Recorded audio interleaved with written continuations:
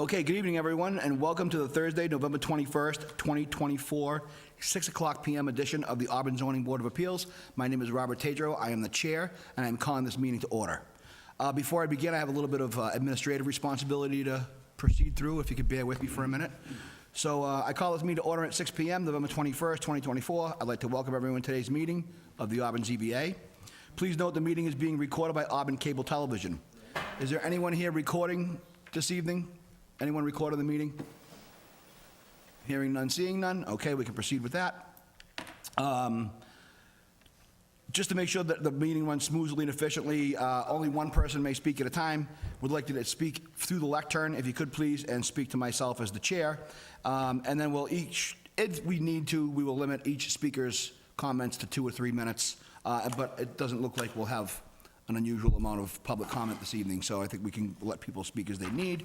But if you are repeating again and you know somebody is up there already kind of making mention of what you have concerns with, please feel free to take note, but we don't need to go through it twice. So otherwise, we have 3 hearings this evening. The first is a 6 o'clock p.m. applicant, and I apologize if I make mistakes on anybody's names. Yakaira B. Bell is requesting a special permit under section 3.9.1.2 of the Auburn zoning bylaw for a home occupation located at 11 Grove Street, Auburn, Mass. 01501, map 57, parcel 4. Do I have a motion to open the hearing? Mr. Chairman, motion to open the hearing. Do I have a second? Second. All in favor? Aye. Anyone opposed? Hearing none, seeing none. Is the applicant present? Ma'am, if you could approach the lectern over there and give us an overview of what you'd like to accomplish, please.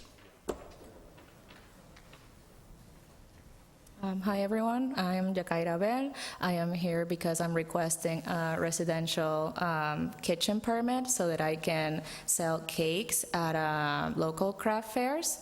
The plan is to, like I said, sell them there, and in the event people request custom cakes, we will make arrangements to deliver them, or they can if they choose to come to my home and get the cake themselves, we'll make arrangements for that.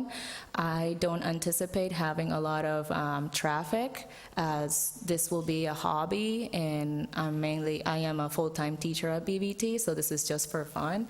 And like as I was saying, it's mainly for craft fairs. Also, the max cakes that I think we could do, if they're custom, they'll be like big, is probably 2 a day. So 2 on Saturday, 2 on Sunday. And that's it. That's pretty much it. Okay.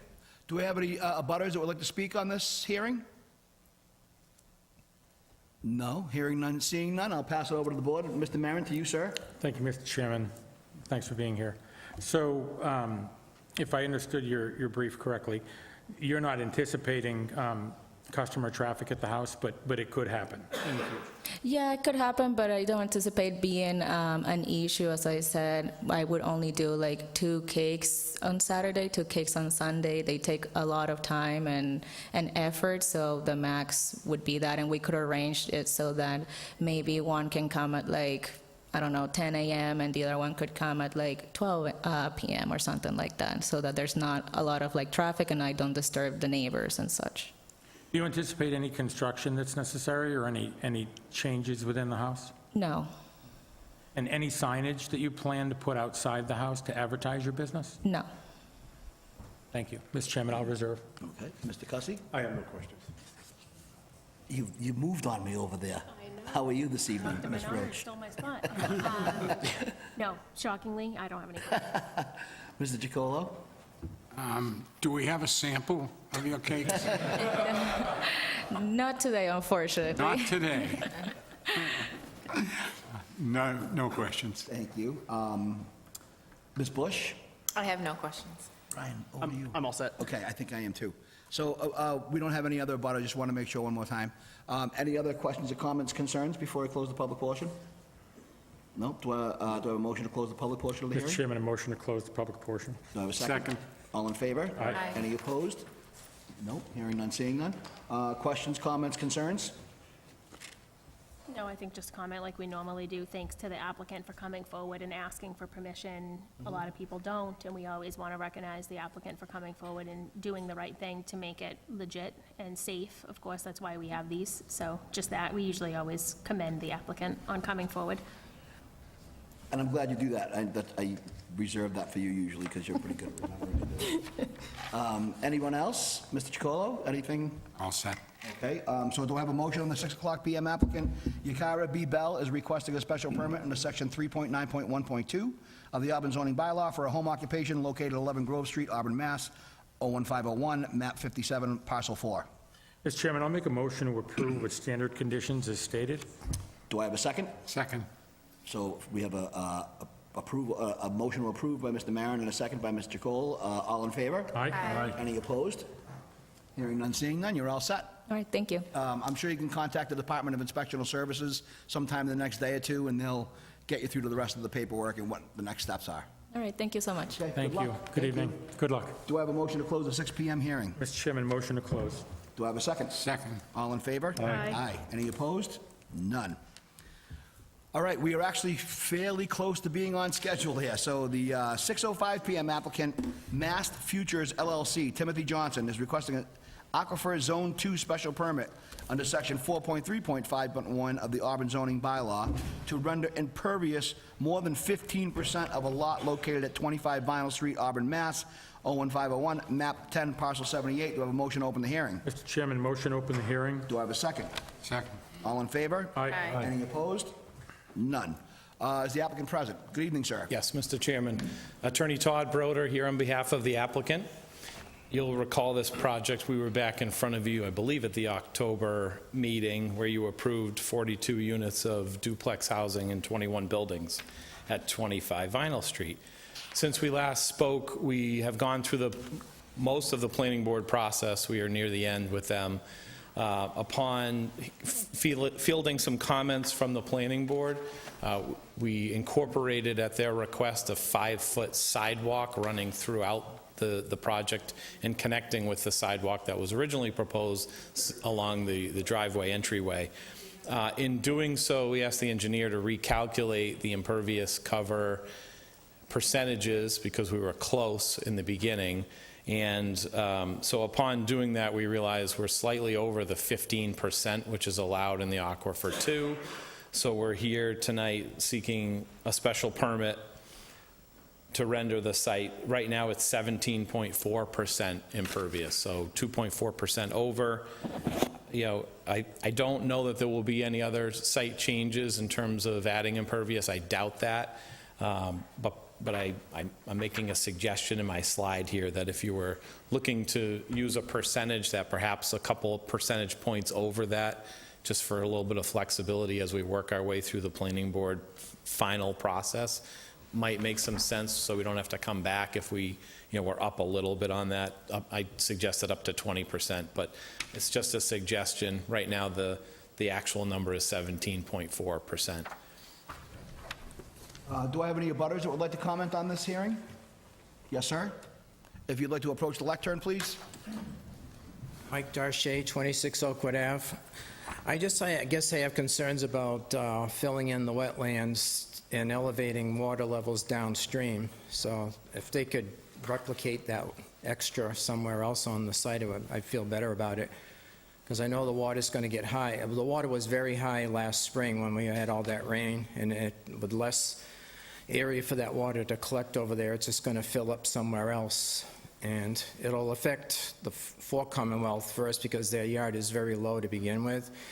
And my aunt lives at 166 Boyce Street, and there's a drain pipe that runs under Boyce Street into that perennial stream. And I'm concerned that if it starts flooding, it's going to back up into her yard as well. So that's basically my concerns. Are those, and it sounds like you have fairly good knowledge of that I drain. live up on top of the hill, so I can see down into the wetlands. Okay. And you say there's a drain that runs underneath that street that is the concern. I just want to be specific about what. Yeah, that drain has been there since I can remember. It was put there a long time ago. I actually don't know when, but it drains into that same perennial stream. But the house at Full Commonwealth is low, so any water that backs up starts pushing into their backyard, so they're the ones that would flood first. 6 and 6, 8, and 10 are less susceptible to flooding, but the water in the swamp got to about maybe 2 feet from going on into those yards because it was so high, but now it's not a thing because of the drought we've been having. But that's basically my concern, because there'll be less area for the water to collect over there, and that's my So- concern. If the board doesn't mind, I'm going to refer to the town for this, and is this particular section of the gentleman's, where he's referring to, are you familiar with this particular area, Gary, or can you be? Not really familiar with the dynamics of that at all. Okay. So that's not really privy to what I do. Sure, okay. I just wanted to make sure before I refer back to the applicant, because I wasn't really sure which direction I should take this particular concern. So you heard the gentleman's concern about drainage and potential flooding issues in the particular area he's referring to?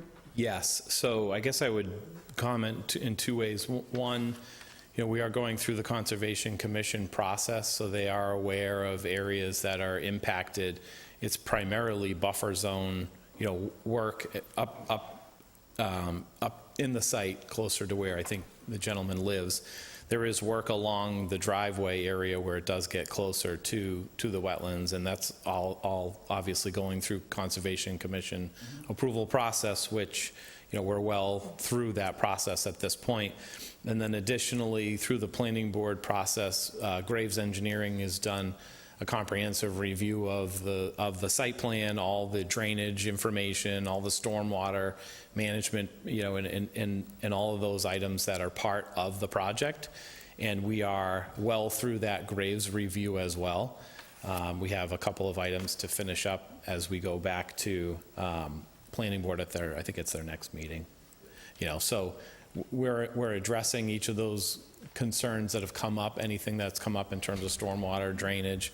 I'm not sure I have an answer for the particular issue. I know there was public comment at one of the hearings about a drain pipe coming in that sort of daylights and dumps onto this property, which we are now aware of and is something that we can address. It's on our property. It's something that probably shouldn't be going on, but we'll work with DPW to figure out the best solution. But essentially, the pipe just dumps the water onto this property.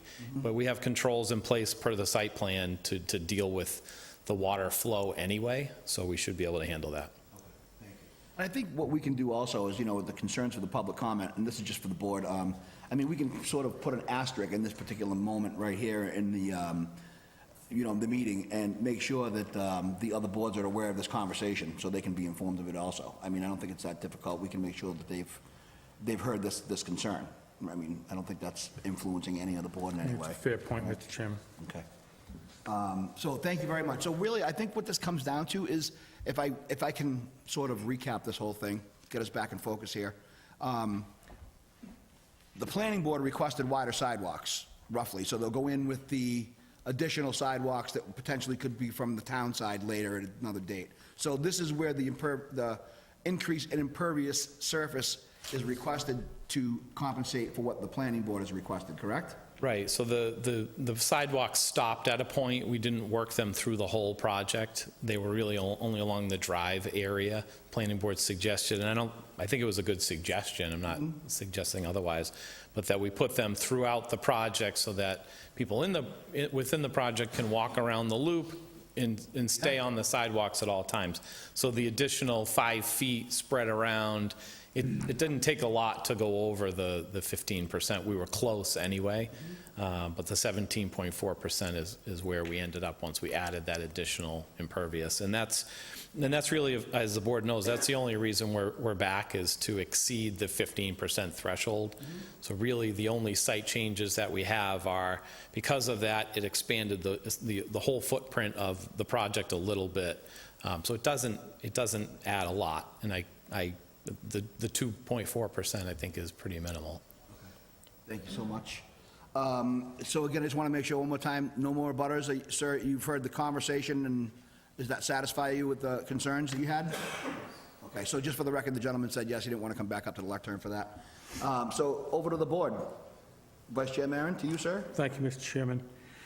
Mr. Broder, in your brief, you indicate 16.3. And now you tell us 17.4. I was so looking forward to giving you a hard time, being a steward of the aquifer, of increasing any percentage on the impervious surface. So I was trying to wrap my head around the relief of 1.3. Now you ask for 2.4. I know it's extreme. But that's what we're talking about, is an incremental increase just based on the fact that sidewalks have been requested, and you're Yes. complying with that. Yes, I mean, that was the biggest change. We had some small tweaks, but that was the biggest change. Thank you, sir. Mr. Chairman, I'm fine. Okay. Mr. Cussy? Yeah, who sent this out to Graves? The planning board, The planning board did? yes, And have you got the results back from this? yes. Everything's, We are in the process of the back and forth. So Graves issued their initial report. I believe we've issued our comments back to them.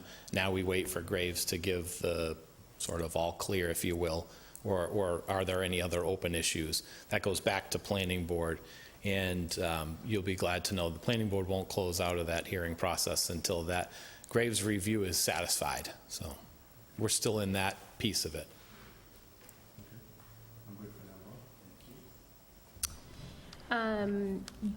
Just to clarify, when it went out to Graves, they are aware of the change that planning board wants to make. So they're aware that the storm management system now, instead of 15%, they're aware of the increase in the percentage for the stormwater management. The updated plans, include the changes, Okay, yes. just to clarify, especially for the abutter, I just want them to know that the peer review does include the changes. Yes. The next peer review letter that we see should address specifically that they've seen that, they reviewed it, there's no issues, or there are, and we'll deal with it.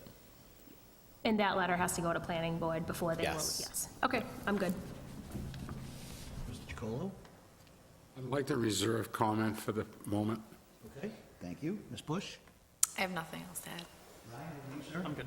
Okay. So, I think my only comment is that I think we're basically satisfying the request of another board for, again, I think it seems to me that it is going to improve the overall quality of life in the neighborhood by, like they said, making loops, being able to walk wider sidewalks, they're safer, all those types of things, so. And I also heard the comment at one point in this hearing where if we went up to the 15% or whatever, it might be just for me, but I say, when we deal with other commercial properties, we're usually at a 20% impervious surface, right? So I don't think it would be unreasonable to say an 18%, provided the other boards would see it appropriate. Again, I'm not trying to give them, I just think if we could give them a little bit of extra leeway in case other boards decide that might be something that needs to be changed, they need to come back before us again. And I'm just asking the board for that. yeah, as long as it's an adequate system. I mean, generally with business, we push for the recharge system and we make sure that it's really going to work. Right. So we do send it out to Graves generally. And It seems like the other boards have already done all those things for us, so, if the planning board had sent it out, and I mean, we can just, again, we can just vote on it as it stands, or we could say, up to 20%. I think that would be really up to the board. That's what was my point of discussion.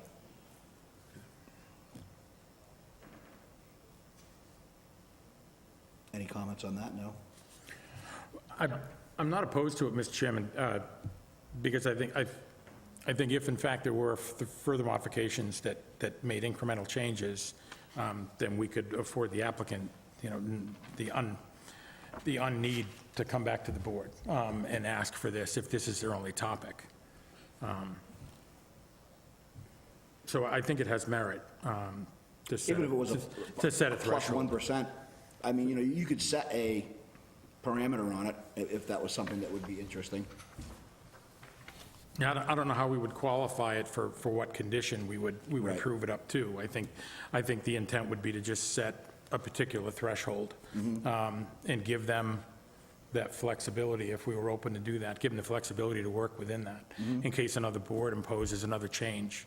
Or have if to they, work. again, this gentleman just brought up something, they may not be familiar with this drain, and it might require some type of rework, where it's gonna say, if they do discover that there is some type of water management in addition to over there now, it could certainly cause a rework. Yeah, I don't think it's an unreasonable request to entertain it, quite frankly. I mean, we're talking about between 50 and 20 or 5 for a commercial property that may have some additional changes. And as Mr. Cussy had said, as long as the system works, as long as it's been peer reviewed and the system works correctly I to agree, filter yeah. through. And I think it's interesting that, if I may, that the abutters comments, which I thought were thoughtful, that if there are challenges in drainage now and there's nothing on that property now, I mean, putting a drainage system in is only going to be a massive betterment for that entire area. Right. You know, to that degree. So I, for what it's worth, I wouldn't be opposed to setting a reasonable threshold beyond the, as Mr. Broder is now asking for 17.4. Yes, sir. I think it might be a reasonable. Rounded up to 20, I think is not unreasonable. No, And it's within our standards, realistically. Yeah, I mean, we could, there's a lot to be done with other boards. That we could offer them the courtesy of not having to come back within that threshold for And I also think it just gives, this topic. to me, it exists as a statement of competence that our other boards will be able to sort through it without us having to supervise it and oversee it. We're not, because that's not our role, you know what I mean? I think, you know, if we're going to give them the leeway, the other boards are going to do it correctly and properly, I think, so Fair. that's just my thoughts. Fair. Yeah. I think the abutters' concern was the flooding downstream. Right. Once it leaves the property, we don't want to flood That's people right. downstream. That's a good point. Yeah. I would hope that the planning board would be looking at that. Sure. Anyone else? Mr. Chairman, although it may not fall under our jurisdiction, how wide is that road going to be? 24 feet. 24 feet. 24 feet. 24. I had it tested this week. 24. Mr. Allard, Yep, that fall? that's the threshold. Very good, thank you. And just for the record, too, we did have a meeting about this, I think it was before the last meeting, and there was a discussion about fire safety equipment and apparatus, and believe it or not, 24 feet is what the legs for our widest truck, you know, they have the extended legs that come out and drop down and stabilize the larger vehicles, that's 24, that's within 24 feet, it's like 23 feet, so they could literally completely open up their telescoping stabilizers and lock it down in the middle of the street if they had to respond over there. And that was brought up in the meeting, too. So I think that's an actually pretty good safety feature. Thanks. And again, I don't want to be quoted any fire department people out there. If I said it wrong and it's 26 feet or something like that, I apologize, but they did say it does fit correctly. So with that, any other discussion? Do we want to move with this, or? We're still in open hearing, correct, Mr. Chairman? Yeah, we are. I just didn't know if Very you good. wanted to continue with discussion at all, or? Not on that point for me. Okay. Do you have anything else you want to add, sir? No, Mr. Chairman. Okay, so, I'll make a motion, I was going to make a motion to close the public portion of the. okay, that's where I was headed next. Thank you. So I have a second? Second. All in favor? Aye. Okay. Any other discussion?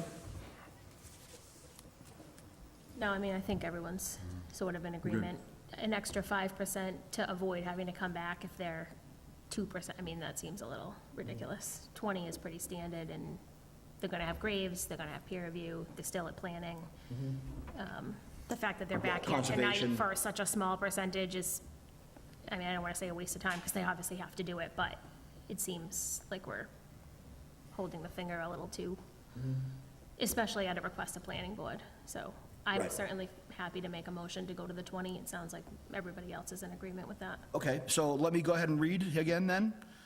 So we have a 6:05 PM applicant, Mass Futures LLC, Timothy Johnson is requesting an Aquifer Zone 2 special permit under Section 4.3.5.1 of the Auburn zoning bylaw to render impervious more than 15% of a lot located at 25 Vinyl Street, Auburn, Mass. 01501, map 10, parcel 78. Is there a motion for the 6:05? Sure. I'll make a motion to approve, I'm not going to repeat that whole thing, but approve stated. as stated, with the impervious up to 20% to avoid future, and then with regular standing conditions. And then other standard conditions? Yeah. Okay. Do I have a second? I'll second. All right, we have 2 seconds on that. Excellent.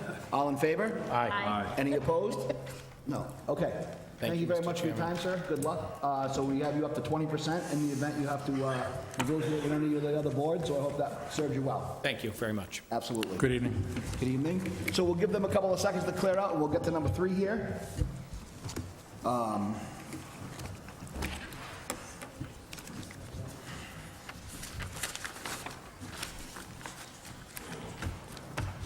So just as a reminder, this hearing remained open. This is a continuation, so I just want to be clear, I don't have to read it and request an opening and all that kind of stuff, but I'm going to read it just for the record what we're discussing. Did I make a motion to close at 6:05? I just want to make sure. You did, Mr. Chairman. I did or did not? You did Did not. I did not. Did I have a motion to close 6:05? motion to close. Do I have a second? Second. All in favor? Aye. Thank you. Okay, Nicely just wanted done. to make sure. Okay, so anyway, applicant 16 Perry Place, LLC, requesting a comprehensive permit under Mass General Law 40B for a housing complex at 16 Perry Place, Auburn, Mass, map 18, parcels 14 and 15. Again, for the record, this hearing is open and remains open. So is the applicant present? I am, sir. How are Good you, evening, sir? Board. Good. James Benincasa, I'm here with Stephen. Could I just, I'm sorry, before you begin, for the ACT TV people, can we get the impervious surface if somebody is there? Is It's not critical, but I just don't want somebody to say at home they're watching it and it's, this laptop his? perfect. I know. There we go. Thank you so much. I just didn't want to confuse anybody who was at home. I get it. Go ahead, sir. I apologize for interrupting you. No worries. All right, good evening, Board. James Benincasa, I'm here with Stephen Benincasa, 16 Perry Place. So just to fill in the board from, where we're at since the last meeting, the plans went out to Graves Engineering for peer review, and the traffic study went out to VHB for their peer review. We have gotten back the peer review from VHB, and Ali Khorasani, our traffic engineer, is working with him, with the comments. So we haven't, gone back and forth quite yet, but we're in process of that. We have not received the comment letter back from Graves Engineering yet. I did talk to Jeff today, Jeff Walsh. He said that we should have that probably towards the end of the week, to next week with the holiday. So we'll be going back and forth with him, obviously, once that comes about. So really not too much tonight to discuss, but we felt it would be a good opportunity to come in and just discuss with the board, if there was anything that the board would like to see, or, comments that they have, obviously, when we're working with Graves and everything, with changes, see if there was anything that the board would like to discuss tonight. That's really where we're at tonight. As always, I like to go to the floor first. So do we have any abutters that would like to comment? Go ahead, yes, sir. If you'd like to approach the lectern, give us your name and address, and include your comments.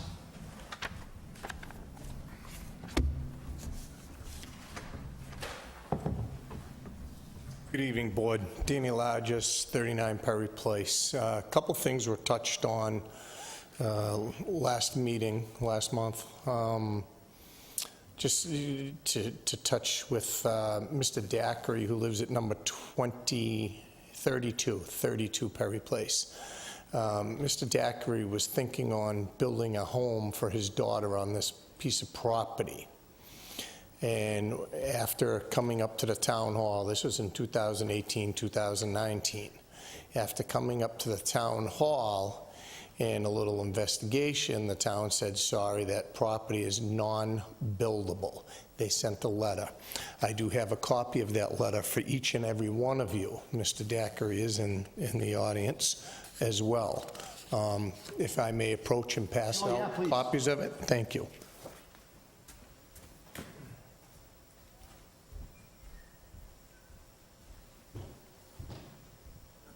Us to describe it into the record. It's all right, we can share. Thank you. Okay, so this is a zoning determination,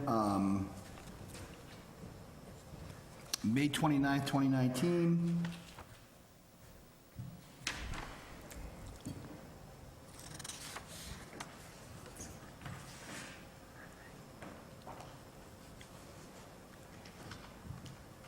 So that is one of the reasons why Mr. Dackery did not purchase this property. If he had known the cards were going to flip, I'm sure he would have purchased it.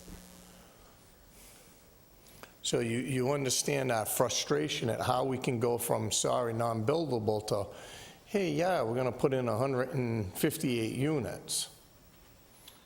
Okay, I mean, again, this is something that's new, I've never seen it, we can look into it. I don't know how it relates to the current scenario. I'm not saying it does or it doesn't. Well, you had asked for that last meeting, Mr. Chair, if he had the letter, and, but again, he would have purchased that property if the town had said that was buildable. So back then, in 2018-19, it was non-buildable. Now, all of a sudden, we're in 2024. Well, it started 3 years ago, and it's buildable now. So you can understand our frustration. The builder has not proved where he has the right to do what he wants to do to the road.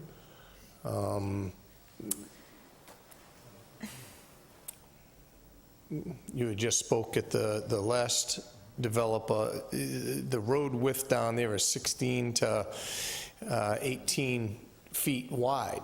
So if I'm reading this correctly, and I understand your concern here, but the parcel that we're here discussing is map 18, parcel 14 and 15. And this particular application was specifically for map 18, parcel 14, so it didn't include 15. So I would think that He was only after that one, you know, that where he wanted to build the house was right next door to him. He didn't want to build anything. But the relative complaint that you're showing this here is the fact that these gentlemen are here, and again, I have to see the validity of this argument before I can bring it forward. And they're talking about map 18, parcel 14 and 15, and this one is just speaking map 18, parcel 14. If they have 14 and 15, and they're gonna be presenting those projects, that frontage in that road, that changes. That has an effect on the overall project. I'm sorry, I missed you, Mr. Chair. So, what about the frontage? The frontage is, you have less than 30 feet, 24 feet for the frontage because it's wetland. So I think you're getting a little bit also, I think people have to understand this too, okay? Wetlands is not defined as what we thought of them in the 1970s when the Wetlands Protection Act took place. Right around 2016 or 2014, the Supreme Court made a few other additional changes to the Wetlands Protection Act, and what we once knew as wetlands protection is no longer the same thing. So vernal pools, springs that roll downhill in the springtime and then dry up for the summer, all those things that used to be considered wetlands are not anymore. So I think you have to kind of re-educate yourself on that as well. Vernal pools are not even considered wetlands anymore. Correct, I understand that, Mr. Chair. I'm talking swamp. I'm not talking, I mean, right now we're in a drought and it's barely moving. But in the springtime, when it snows and we get the rains, like I said, Mr. Chair, I have over 100 pictures of that area to show you where it is flooded completely from Perry Place all the way to Brook Street, Rockland Road, Brook Street, through the old mill. It's a body of water. The water comes over Perry Place, at the condos, goes around number 4, Mr. Bolivar's property. If you would like, Mr. Chair, I can print off those 100 pictures that I have taken. That's not, To show you that when I say wetland. All right, hold on a second.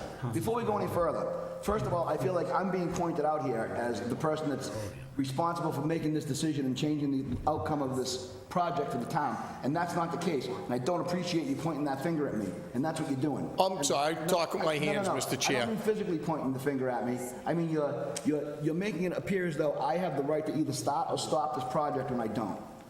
That's the fact of the matter. So you're talking about, your complaint here is duly noted, all right? It's gonna go into the record, and we will discuss it further. So if there's any other complaints that you have, can we move on to the next one, please? Not my intention, Mr. Chair, my apologies.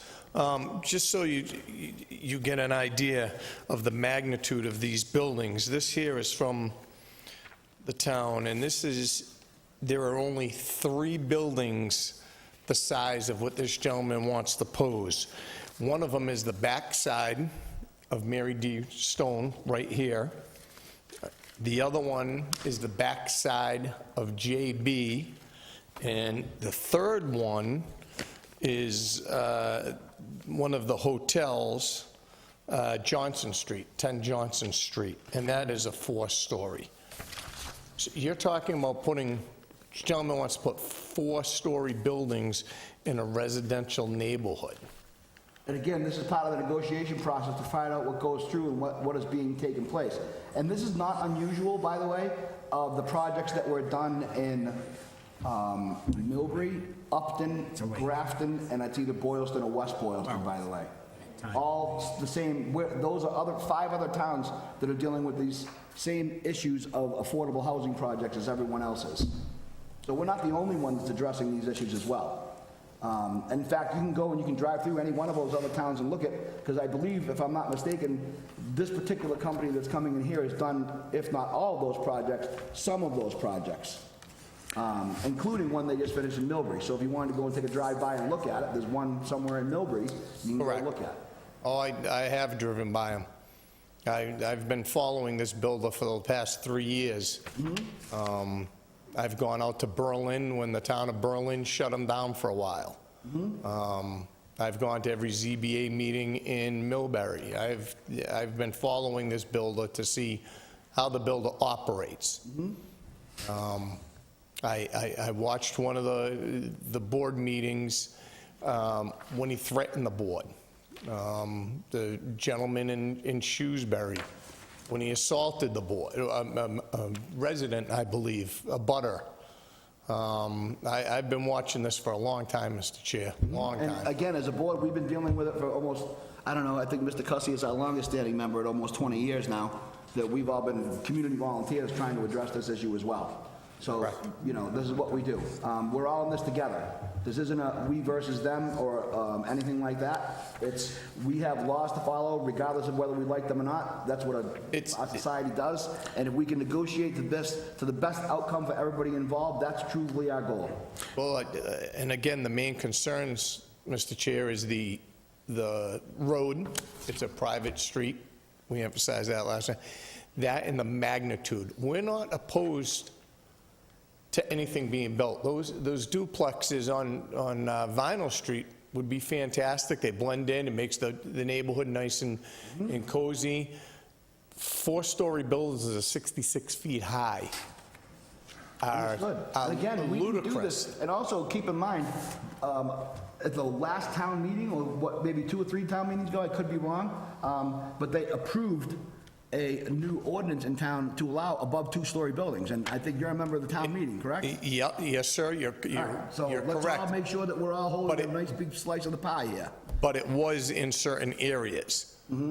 It was in certain areas. It wasn't to drop a 6-story building in a residential neighborhood. I understand. Mr. Chairman? I believe it was Route 20 was the area they agreed on that. Not small, little tiny 16-foot roads where the fire engines have a hard time coming down. Well, I'm sure that's not the type of road that they would probably complete, but I understand that. But, so, again, no decisions are being made this evening at all. This is an ongoing process, and we've heard those concerns. Do you have any other ones then at this time? At this time, no, Mr. Chair, I do not. Mr. Chairman, if I may. You may. And before this gentleman sits, because I may have a follow-up question for him, if Sure, that's okay. absolutely. Just bringing us back to the topic that he had brought forward with this. It raises an interesting point. I have to be honest. So there are 2 pages here, right? So the first is 18 parcel 14, the second is 1815. 14 is clearly marked that it doesn't have the required road frontage, okay? Because it's landlocked by parcel 15. But parcel 15 has the required road frontage. Now, it's far beyond my pay grade to know if in fact these lots are being combined, if that changes the determination of it being landlocked and unbuildable. But for argument's sake, given this gentleman's concern, I think what you stated was absolutely correct. So we take this into the record under consideration, and then perhaps, notwithstanding the really skilled eyes that we already have at the table here that invest in this kind of this kind of law practice every day. Perhaps we could get a judgment on this and see if it holds any weight. I do remember this being brought up at the last meeting. I was curious about it. And I, for one, would be very curious to see someone that has the credentials and the knowledge to see if this has any sand, so to speak. I'm certain that we could request it to be reviewed by the town attorney. I mean, I don't think that's Yeah, unreasonable. yeah, I would- At least just forwarded for. Yeah, I mean, I would use that as a nuclear option, because recognizing that my aim is to, just as a volunteer, is to never cost the town a penny if I can Correct. avoid it. So, recognizing that does, I just wonder if there's a way, I don't know if Mr. Allard would know, but if there's a way that we could just flush this out and see if it has any integrity and has any teeth. Is what I do. Okay, so, and with respect. I'll take care of it. Okay, thank you, sir. And with respect, I think that going to the town attorney Yeah, I agree. is a good option, but I'm penny conscious when it comes to something that could eventually float back into my property tax. And if it can be something that can be managed at the office level, there's absolutely no Yeah, reason that would be my only request, because I was curious last meeting, I'm curious now to see if in fact this has any weight whatsoever, and it may be, and if for nothing else, perhaps an explanation is the combination of the two lots, and if there is a response to it, perhaps we can do at least that and satisfy this gentleman's challenge to, why couldn't they build, if they couldn't build before, why can they build now? I think it's a reasonable, I would ask the same question, quite frankly. Take a look at it. Thank you. So if we could take, Yeah, if no, he I doesn't mind definitely taking the appreciate action, I just think it's an interesting point that gets raised. Okay, anybody else have any questions? Or do you have any more questions, comments, concerns? Mr. Chair, if you are going to send it to town attorney, can we find out about the road? I mean, I have spent a lot of money pulling all of the deeds on the road, and all the deeds say we have the right to maintain the road. It doesn't say anything else about reconstructing or doing anything else. We own to the center of the road. The Irish Perry Realty Trust was abolished back in 1962, I believe, according to all the paperwork I got from, might even been sooner than that I've gotten from my attorneys. And I'm just asking, just for the record. Yes, sir. So you had paid, have you paid for like title searches? Is that Yes, what- is yes, that I what they did, Your call Honor. officially, for the Mr. record? Chair. Yes, sir. I wasn't really sure what, I heard you discuss them at the last meeting, and I heard your kind of introduction on the history of it, but I didn't really understand the commitment to it. So you paid an attorney to do a title search on all these lots around here? That is correct, Mr. Chair. The area of Perry Place, what I'm talking about? That is correct, Mr. Chair. Okay. Any other questions, comments, concerns on that one? Yeah, is the town taking this road over? Do we know? Is it becoming a town road if this project was to go forward? No, he wants to keep it private, but he wants to put in public access for walking trails and playgrounds and a dog park, and that's going to infringe on all of our rights as owners of the road. There is, and correct me if I'm wrong, Mr. Chair, because I know you're more knowledgeable of this than I am, or the building inspector. Isn't there an overusage law on the road? We're talking 2,000-plus vehicles a day that I sat down with the fire chief, and we added up the calculations that the builder opposed. He said 2.5 vehicles per unit, and times that, and then he said they were going to go in and out of the street, I believe it was 5 times a day, and then you added up the delivery vehicles from Amazon and the trash, and obviously the mail trucks already get on there, so it doesn't, that's not it, but that's one heck of a usage on going across our properties. Yes, he has the right to maintain the road that's in front of his property. We have the right to maintain the road in front of our property. And again, and also, the town has a 10-foot setback into your property as well, if it needs to, for utility purposes. Not on a private road, Mr. Chair. Okay, well, maybe not necessarily on a private road, but regardless, for the 90 other % of us that live in town that aren't on private roads, they do. Yes, correct. You're Right. correct. Would the building inspector like to chirp in on any of that? As far as what? As the usage or the I don't know. I don't know. owning to the center of the road, or, You own to the center of the road. Right. That's correct. I don't believe that you can do your own betterments, but I don't believe that betterments can't be done to your road either. I live on a private road, and the town comes in and does some grading, and we have to do some of our own grading. Yeah, but I don't know of any overusage or anything like that, and I'm not in anywhere near a situation like you are, so I can't really comment on the amount of usage and things like that. That would be up to the experts. okay. Okay. So that was the response for the road issue and with the building inspector? Yes. And obviously, traffic's going to be a huge, until we see a traffic study, it would be hard to determine anything. Right, and they said we haven't gotten any of those Yeah. things back tonight. This is, again, a fact finder and a introductory and listening to the concerns that we can hopefully address in the future. Right. I'm good for now. If anybody? Ms. Roach, you look like you're patiently waiting over there. I'd like to hear from the abutter, I guess, on the issue of the landlocked parcel. Okay. Still need to hear more. Nothing right now. Fine, buddy? Yeah, I just want to make one comment on the zoning determination letter. I could be wrong. I think it's still good giving it to town council, but my read of it is, as far as I know, zoning determinations, since it's by the agent of the board, it can be appealed under section 7 and under our zoning bylaws 9.1.2.1.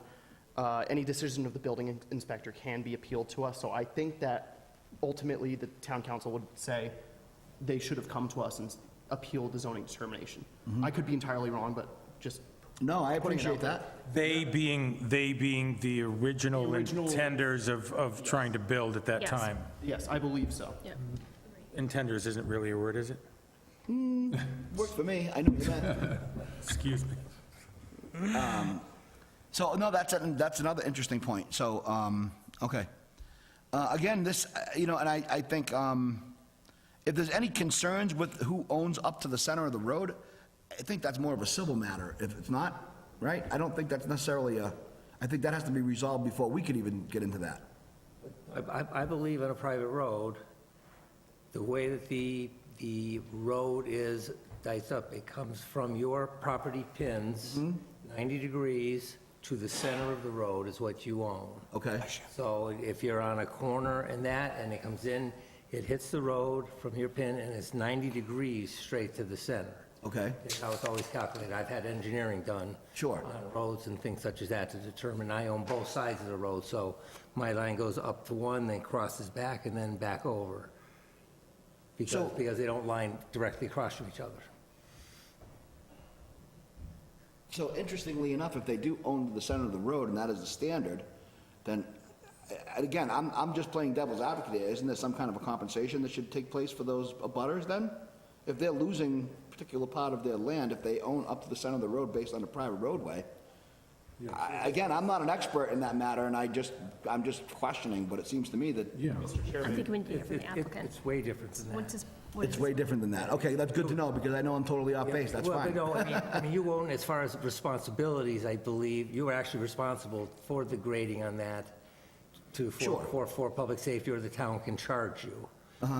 But it's also, it's like it's an easement. Right, understood. Yep. Everybody has full use of it, you cannot deny anybody to cross it. Access of it, right. And things such as that, and I don't believe that you have control over who could cross. I suppose if there was a bridge and it had a weight limit, then, yeah, you might have something on that, but, Mr. Chairman, this might be a good time to give the applicant an opportunity to jump back in and comment. on some of the things that have been Okay. discussed. So can we do that then? Let's go and go ahead. Thank you, and Mr. Chair and refer to some Board. of the concerns. We need more information on private roads. They might actually have some answers that we don't. Yeah. Evening, Steve Benincasa. We explored this issue about the road right early on in the project, and we did discuss a number of things about the road, and I'm sorry if I'm repeating what we had already said at previous meetings, but we acknowledged the road is a private road. We acknowledged that everyone owns to the middle of the road. We acknowledged the road is 16 feet wide in places. So that's why day one, we started out with the engineering department and DPW. We walked the road, we looked at we saw what improvements would they like to see, what improvements. We're restricted by the width of the road and by the wetlands. So it was determined that we can get 24 feet out of the road width, and we could either do a 20-foot travel lane and a 5-foot sidewalk, or we could do a 24-foot wide road. It was determined to do a 24-foot wide roadway. So we had already come to some kind of a gentleman's agreement, nothing formal, that we were going to be doing a 24-foot wide road. Also, there was discussion about, with the fire department and the access, and we've had a number of conversations with Jake Newmarker of the fire department about what he would like to see for life safety, because we know, in the end of the day, we can do a 40B. We have a lot of latitude on 40B, but no one can do a project with any life safety issues. So that's a given, and we know that. So that was really critical to us that we addressed those concerns with the fire department. We made a number of changes due to the fire department. One of them was the road is low in one spot. I don't know how many feet that is, 100 feet, 200. There's some length of the road, it's low.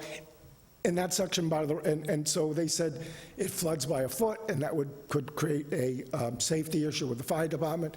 We agreed to raise the road, and then we heard all the way back from the abutters, you're going to flood me out. Well, this section of the road is where there's no homes on this road. So it's not going to affect the abutters. However, it will make the road safer.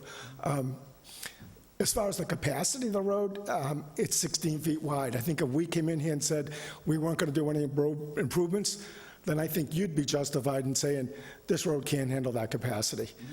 We're not taking that position. We're taking the position of what can we do to make this road a better road? What can we do to make this road work? So we're not hamstringing the town in any sense. We're saying, what is it that we can do to make this road capacity? Now, we're not a traffic engineer. I don't think there's any traffic engineers out there, but we've hired a traffic engineer, and you've had a peer review. So we would defer to our traffic engineer to say that this works, and your peer review to say agree or not agree. So we're going to leave the fact that whether this road is overburdened or not to the traffic engineers. And again, we're not proposing to leave the road alone with no improvements. We're proposed to do whatever it takes to make the road safe and passable and make it pass the sniff test from the traffic engineers and your peer review. So we think that position is a solid position. As far as we've heard a number of the butters, because everyone wants affordable housing, but no one wants it in their neighborhood. So we know that we get opposition, and by the way, we get opposition on every single project, not just this project. And if the previous speaker, could repeat some of the things that are said at the meeting, the last ZBA meeting in Millbury, we were referred to as having the crown jewels of projects in the town, and we feel very proud about that. And if you look up the addresses of properties that we built, we think they're the best properties out there, and we're very proud, and we welcome anyone to look at those. And if the previous speaker could take some pictures of those projects and bring them in here, I think we'd all be impressed. However, I was going somewhere else on this. I got off track a little, sorry. Project. I guess I'll have to let it go at that. That's okay, no worries. I did have Good one. ending, though. That was- I did have that one was- other thought I wanted to bring out, but I can't remember what it was. All right, thank you very much. Absolutely. I Oh, appreciate it. I know what it was. No, go right ahead. I know what it was. I know what it was. So I was going with this, that it's a private road, that each homeowner, like the building inspector referred to, owns to the middle of the road. I've known this, I've been building 50 years, and I've known this probably 40 of those years. However, everyone on the road, so let's just say I had, there was a right, I had a right of way through one of these gentlemen's properties, and I couldn't get through with my car. I have the right to improve that road. So we do have the right to improve that road, and we're taking that right, and we think that benefits all. The only reason why someone would say not to improve it would be to try to stop an affordable housing project, which we think is not the right thing to do. So, yes, it's a private road. Yes, they own to the middle of the road. Yes, we have the right to improve the road. No, we're not going to overburden that road. We're going to make sure it is built to higher standards through input from the engineering department, the DPW department, the selectmen, and yourself. One other thing I heard that I didn't like is that they say that we're going to overburden the area, we're going to build a playground, we're going to do a walking trail. We happen to think those are all good things, and we've gotten positive feedback in the communities. However, if the neighborhood says, no, we don't want any walking trails open to the public, no, we don't want the swing set open to the public, you can make that call, Mr. Chairman. You could say, we want that to be private, and therefore, and it might be under the conception that you're not going to get any abutters or neighbors or less traffic. We're okay with that, too. So if that's your prerogative, we're fine with that. So just wanted to say that last part. Thank you very much. While you're up here, if I can offer it to the board, any other questions, comments, or concerns Yeah, of the applicant? some people like that 16-foot road. People that live there, that's what they like. Yes. They don't, a lot of people speeding through there. Once you upgrade the road, the traffic, people are going to go fast. They like that quiet little 16-foot road. And some of your project, I saw one in Millbury, it's not really like tucked behind people's houses. I mean, this is a private area down there. It's got a nice private road. To me, it's a terrible spot to put it. I mean, I'm not against 40B housing at all, but this is a tough spot for me. It's a quiet area, and like I said, and then coming out of there, the houses are tight, they're close to the road. I mean, there's gonna be a lot of traffic, and people are gonna go fast. And trying to get out onto Auburn Street is gonna be tough, so they're gonna go to Rockland. I really feel that it's a tough spot to put it. People like that quiet little area. A number of comments I would agree with, and the bumpier that road is, the narrower road is, the slower the traffic go. However, we can address those with other things. We can signage, we can enforce it with the police department, obviously. We can't enforce that, you can enforce it with the police department. We are building a residential project in a residential area. It does not look like any of the houses that exist there, but that's how you get affordable housing. That's how you get housing that can accommodate people with disabilities through a taller building with elevators. That building is much more efficient to live in it. The heating bills, electric bill, lighting bills, it's super efficient. Number one is because it's being built at today's standards. Number two, it's because it's a rectangle that's built and you have heated spaces around it. So it's a lot more affordable to live in those type of units. So those are the pluses and minuses, and I agree, it doesn't look like any of the existing ones. However, the landscaping we do, the lighting we do, the buildings, the facades, the colors, we think our buildings are really beautiful. Again, it was described as the crown jewel of Millbury. So just The one leave in it at that. Millbury's pretty. It's a nice building, no question. That's the kind of work we want to do. Just this location, I think it's really tough. We butt 290. Traffic-wise, encroaching on the neighbors. It would be nice if you could find another place to put it on a different area in town. I just think this is a really tough area for me. Because they like their private road, they live there for a reason and they've been there a very long time. Sure. So this is a tough spot. That's all. Ms. Roach? So In fair disclosure, I was not at the last meeting. I did watch it. I did fill out the Mullins Rule paperwork so that I could vote tonight if it came to a vote. I think we all know it's not going to. We would want to see traffic studies and all those things, but I do have a lot of questions. So my first one is, in fair disclosure, I grew up on Rockland Road. I learned how to drive my car on Perry Street. It's a very small road. It's a very quiet neighborhood. Can you speak to, does the project work with a smaller amount of units, in a smaller scale? I understand it's the crown jewel, but it's not if you live in the neighborhood. It's not what? It's too big for this area. Oh. Does this project work with a smaller number of houses, a shorter building, less buildings? Explain to us why it does not work on a smaller scale. Well, like I said earlier, you know, we could propose pretty much anything with a 40B. Let's say we came in with 1,000 units, okay? We propose 1,000 units to build there. I'm just using an extreme, you know. Sure. We wouldn't have enough parking, so it would not work. We couldn't make everything work. So when we come in and look at a site, we make sure that everything works. So the parking has to work, the grading has to work, the water and sewer has to work, the drainage has to work. We want it to look, have a certain way. Now, again, we could actually put 1,000 units there if we were to build a 1,000-unit parking garage next to it, but that's not affordable housing, and that wouldn't work for us. So affordable housing is high density. Affordable housing to us is elevated buildings, which means, you know, multi-story buildings. My mom could move into this building tomorrow. She lives in assisted living right now. She could move into it because of that elevator, because of the wider doorways, because we build the kitchens so that it can handicap accessible.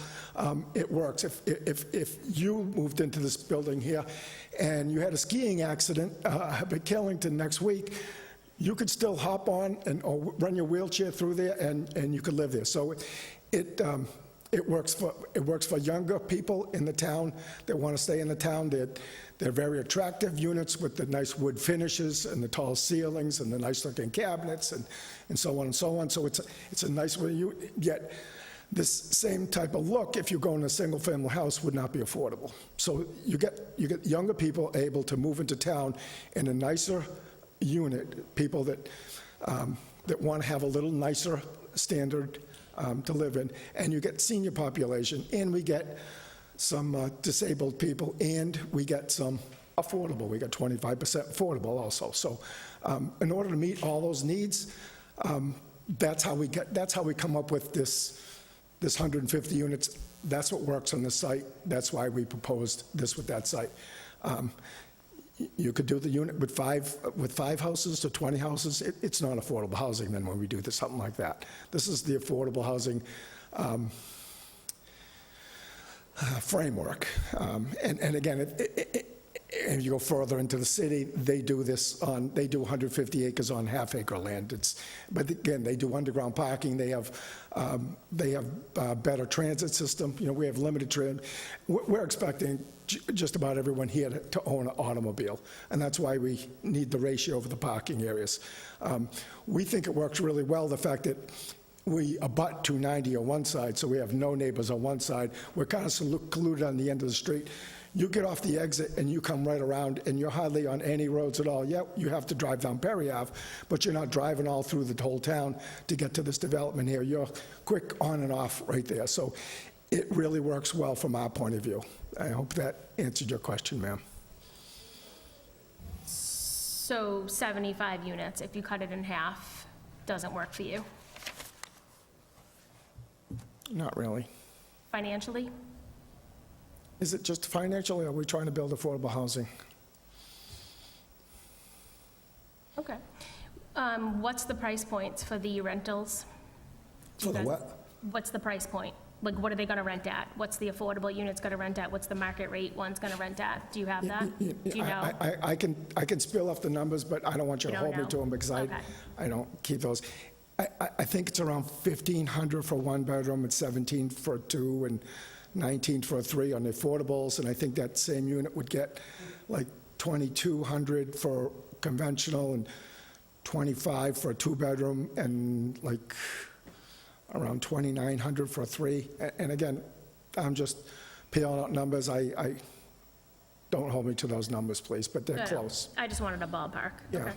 And, I'm sorry, 25% you said is going to be affordable units? Yes, and you know that the way this works, the 25% affordable and the town gets credit for the whole 100% of the units as a 40B. Okay. So I do kind of want to get back to the landlocked issue. Do you have any comments on, not necessarily the letter from the ZBA, because I think that's a separate matter, but the biggest parcel is technically landlocked?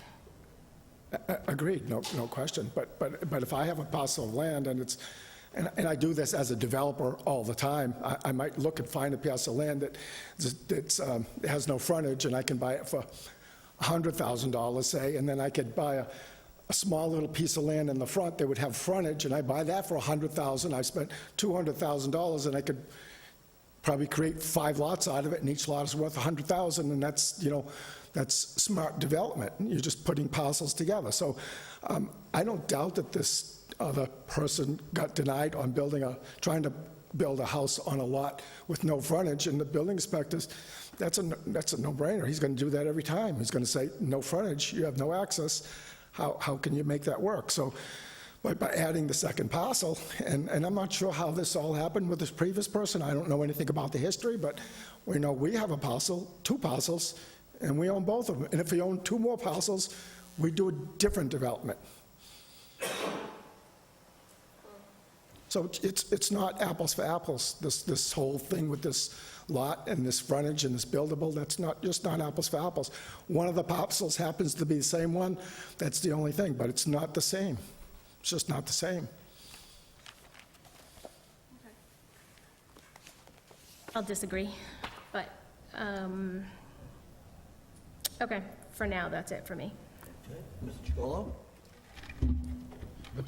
Excuse me, I do want to hear from everybody else here. I just thought we would get through this one particular section, then I'll open it back up to the abutters again. The proposed road entering the area, by your calculations, how close are you coming? Yes, we've been in a drought, okay, lately, but how close are you coming to that wetland?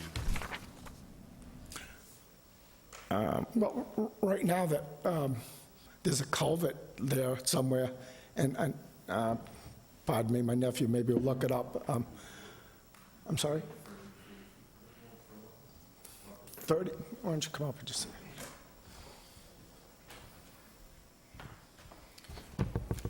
say? James Benincasa. The plan I'm looking at's printed 11 by 17, so it's not exactly to scale. But roughly, I would say 30 to 40 feet from the wetlands.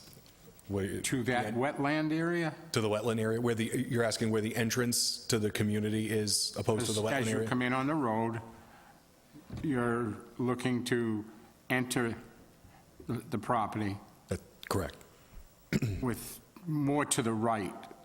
You have to stay so far away from one person's land.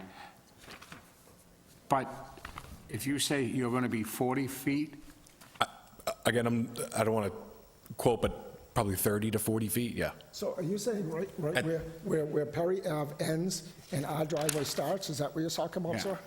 yes. Okay, because I didn't know if you were talking about the road itself, because the road itself goes through a large wetland area. Yeah, Perry Street goes between those wetlands on each side. And that's what floods over. More like a lake on either side at certain times of the year. Sure. All right. Even though I tend to disagree with your answer, I've got your answer. Okay. And we can go back, I'll go back and we can scale it and give you the exact number, if that makes you feel more comfortable. We'll just fall back for now. We'll All get right. the exact number, so. Yeah. Your comment. That's all for now, Mr. Chairman. Thank you. Ms. Bush? I don't have anything right now. I'll reserve. Okay. Do I have any other abutters that would like to speak? So if you guys haven't, excuse me, gentlemen, if you haven't signed in yet, if there is a sign-in sheet, if you could please do so, and then please come up, go ahead right now, come on up. Give us your name, address, talk about your concerns, that's what we're here for, to work these things through. I already signed it. Paul Okay, Dockery, thank you. 32 Perry Place. Yeah, I got some concerns. Yeah, I'm not against affordable housing, but I'm right next to this. I'm going to be looking out my window at 4 stories high. And as far as, the road, he mentioned last time, well, after he gets done with this project, they mentioned who's taking care of the road? They said, well, the residents are. We're doing that now. We take care of the road now. We have the town drop off fillings at the end of the road, and we fill in all the potholes. So we're doing that road now. There's a private sewer main that comes down that road. When we put it in, the town didn't want anything to do with it. So we went to Jeff Mitchell at the sewer department. We paid a developer, a contractor to put the main in, and it was privately owned now. Now, I was told he can go around it. He doesn't have to tie into that or use that main. And I was told nobody can run another main down that road. Now, all of a sudden, that changes. Oh, let's just go around that. Can I just ask, who told you Sure. that nobody else could run a main down that road? Jeff Mitchell, when he was in charge of the sewer department. That was it, and we came right in front of the board and had it passed as a private main, because the town didn't want anything to do with it. We went to the town and asked them if they could run a main down. They said, we will not do anything with that because it's a private road. If you want it done, you do it. So after we had it done, the town came and inspected it. They said, okay, we'll take it over. And I said, well, wait a minute, we just dished out all this money to have this done. Why didn't you people do that? They said, well, you can go back to the town and have it passed as a private main. So we did. We had it passed as a private main, and it's listed. Then the other concerns is, has anybody talked to the other departments? The fire department, the police department, the water department? We're all going by hearsay. Yeah, this is what they told me. This is what they're telling me. Oh, the fire department's all on board with this. Has anybody talked to them? Well, I know that they have frequent meetings during the week, Right, but... in between our meetings here. exactly. And the DCG, which is the group of all of the curious about that. department leaders in town, they vet these projects and they have these discussions quite frequently. I don't know when the last time they discussed this particular topic, but I'm certain that they probably have in the past. No, I was concerned about that, too. Sure. But- And can I just ask, when are the DCG meetings usually scheduled? Any idea? Wednesday, every other Wednesday. Every other Wednesday? And I did, yes. I did request comments from all the departments. I think you got a couple comments at the last meeting. Okay. Not every department has commented. Okay, so a request did go out for department heads to comment. Okay. Not everybody has commented yet. They have received some, but not all responses yet. Okay. So that is something that they're going to be working through as well. All right, That's and then- understood. Like Mr. Law just said a few meetings ago, that turnaround down there, that's a cul-de-sac. That was put in by the town because they didn't have a way to plow. They were doing it for safety, to plow and have the ambulances and stuff come down. But that's all part of our land, that part. It's not part of the cul-de-sac or whatever they mentioned. But, yeah, as far as this development, you're right. I could see affordable housing coming in, a couple of duplexes, but as far as this project on that street, that's insane. Come down at 5 o'clock and try to pull out onto Auburn Street to go somewhere. It's nuts. But that's it. Thanks, guys. Yes, sir.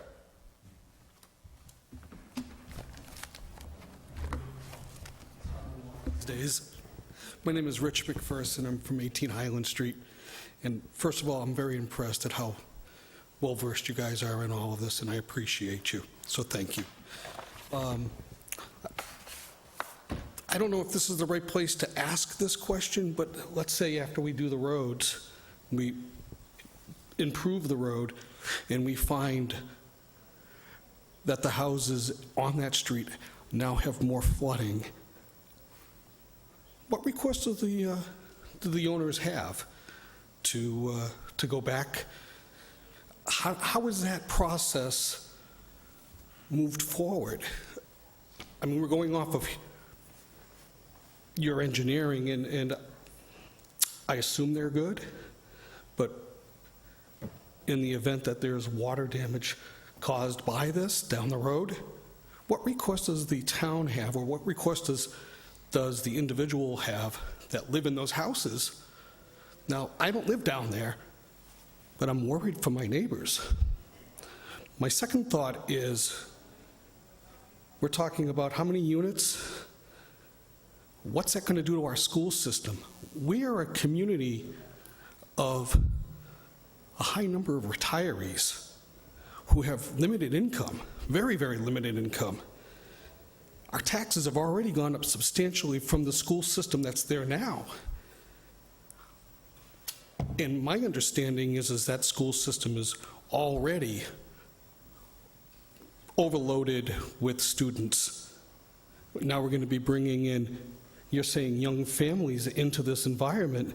Young families have children, 2, 3, 4. I have a family of 4. All those kids are going to be going to our schools. We have issues now with the schools already overrun. I just want to make sure that we keep that also. And so we're talking about taxes increasing. We're talking about, you're saying that the speed on the street that can be enforced by the police. Now we're taxing our police department even more. We may need to hire more policemen to come down and do what you're asking. That's more dollars to the tax people. That's an issue. The other thought is I understand it's very convenient coming off of 290, going down the road to where they live. Have you tried to get off of 290 at that exit? Have any of you tried to get off on 290 at that exit? It's already backed up all the way down to, what's the name of the street? I'm sorry. The next exit. Oh, yes. Already. You have 290 back up already, and heavens forbid somebody wants to jump on the Mass Pike. All that is already backed up. And now you're talking about bringing in all these units and all these extra people trying to get off of 290 onto Auburn Street to take that turn.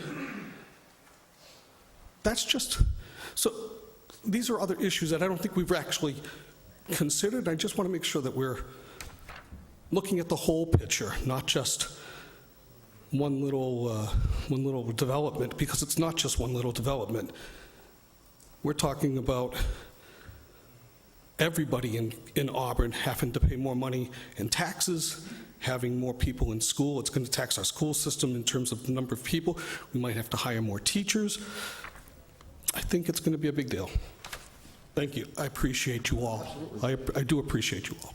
I can say that for the concern of water being diverted onto anyone's property, there are a lot of laws on the books preventing anyone from discharging or moving water to anyone else's property. That's just completely illegal. I couldn't even do it to my neighbor. So there's a whole bunch of recourse of action. In terms of our overall scope of traffic issues in this town, I don't think anybody can disagree in the last 6 months or so, or a year, that we've seen an incredible amount of increase in traffic throughout the town. I live right down the street here, and I can see the Pike. I see it every day. I fully understand that. But I don't think this board has that purview of discussing larger and grander traffic problems, unfortunately. But go ahead, sir. So that was just my point on that. But Thank you, I appreciate it. Steve Chambers, Bancroft Street.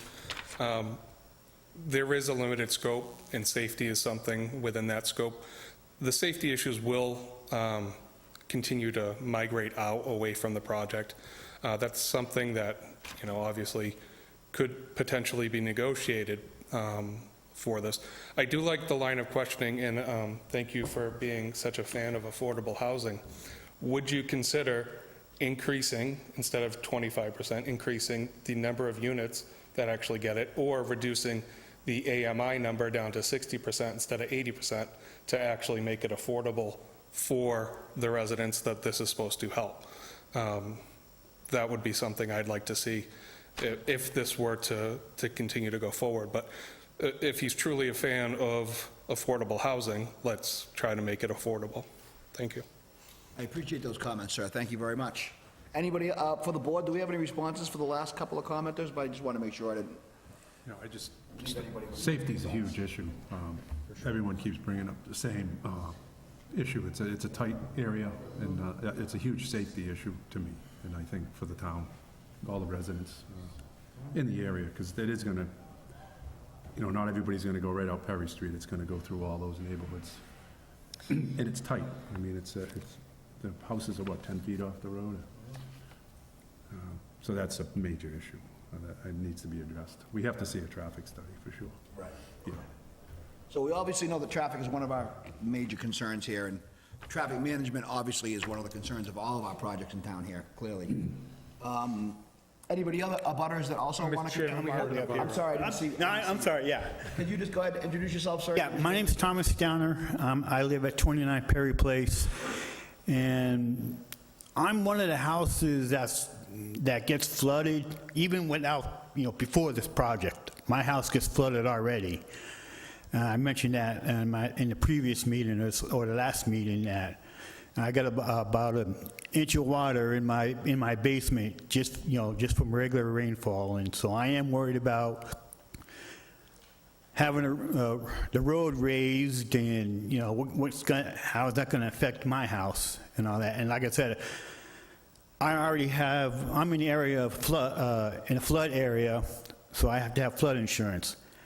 So I am worried about that. Number two, and again, this is getting back to the safety part, is if we're going to have families on our end where we live, that's going to be more pedestrians, in my opinion, that's going to be walking.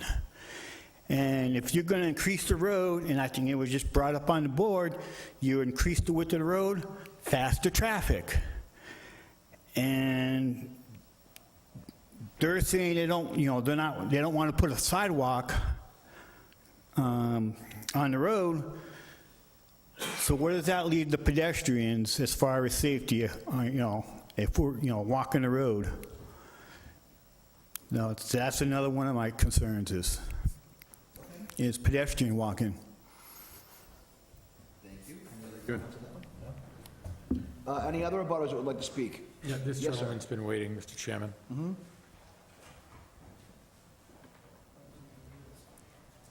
Tim Daly, 25 Rockland Road. I'm not at a butter, but I spoke at a couple of meetings before about these concerns, and I did some investigation into the schools. The schools are full. The high schools, all the schools, I'm not going to go through the whole thing because I know you don't want to be here till 11:30. All the schools are full. So that's a huge issue as far as that. The gentleman says that it's a great idea to get off 290 and go down Perry Street. If there's ever someone sitting at the corner of Perry and Auburn Street, we will be attending their services because there is no hope that you're coming off the ramp and then have to make a quick turn. That is not good. Just a couple of other points that I know you've already made, but the road can be 25 feet, 50 feet, 80 feet, you can make it however more you want. After the first time you come out and you try to come out Perry Street to Auburn Street and you realize that's not going to happen, right? The next day you come out, you take a right onto Pearl, you take a left onto Highland, and you come to the end of Highland and Auburn Street, and you can't get out there. So then the next day you go out, you try another route because maybe you put in Waze, and Waze says go down Perry Street to Rockland Road and go Rockland Road to Auburn Street, and you don't get out there either. So that's a big issue. The road can be as wide as it wants. It's out of the property that is the issue. And finally, one of your members made a very nice comment, and the gentleman said that he's not in this, that he just likes 40Bs. Okay, well, this is about money. And if we sit here tonight and we think that he's not interested in making money in the town of Auburn, then something's terribly wrong. Because this isn't about just loving 40Bs. This is about cash in their pocket. So that's all I wanted to say. Thank you. Yes, sir. Name and address, please.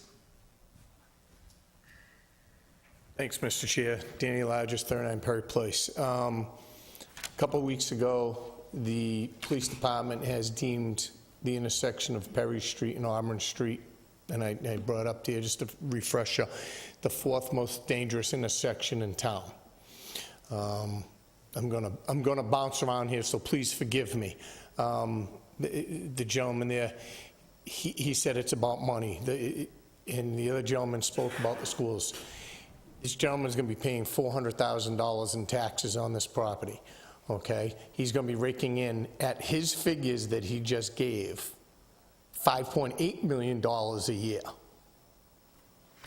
So it is about money. It's all about money.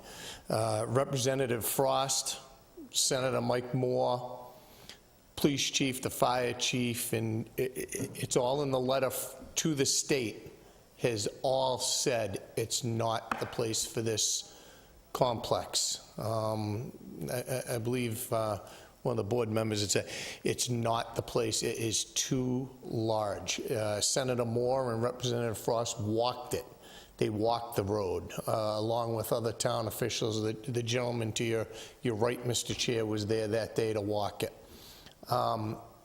They've all said, yes, it is not the place. It is a major, major safety concern. You just heard the builder say, yes, there's wetlands on both sides of the road, all the way up.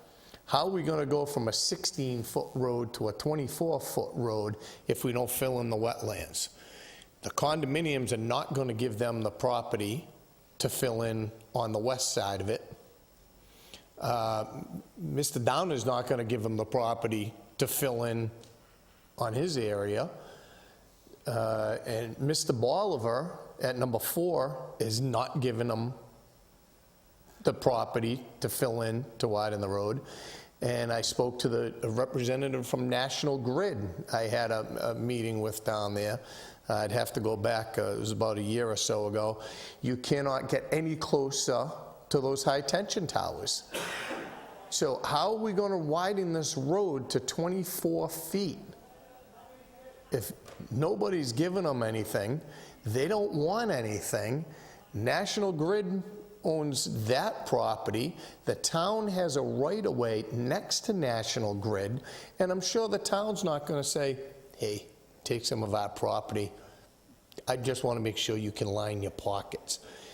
We don't care as residents if they give $100,000 to the town for fireworks, or for the 4th of July committee, or for anything else, because the town's making out. The residents are going to be the ones to deal with it all in the aftermath. Mr. Downer just spoke about the flooding. It floods over the road. You've heard the builder just say that. It floods over the road. I'm going to interrupt because in the interest of time here, I think I've let you go over more than your acquired 3 minutes here. My question to you is, however, though, you said Senator Moore and Representative Frost, correct? That's correct, sir. You wrote letters on behalf of it saying it's not the right place. That's correct, Did either sir. of those gentlemen introduce legislation to modify 40B in any way that you know of? I do not. They're not against the 40B. No, that's not what I'm asking you, though. They're not asking you, against did it. either of those two elected officials go out of their way to file legislation to modify 40B or give zoning boards more power to control these projects? No, they did not. So those letters mean absolutely nothing, is what my point to you is. Because without a modification of 40B or giving us the tools necessary to control it, those letters, to me, are basically birdcage liners.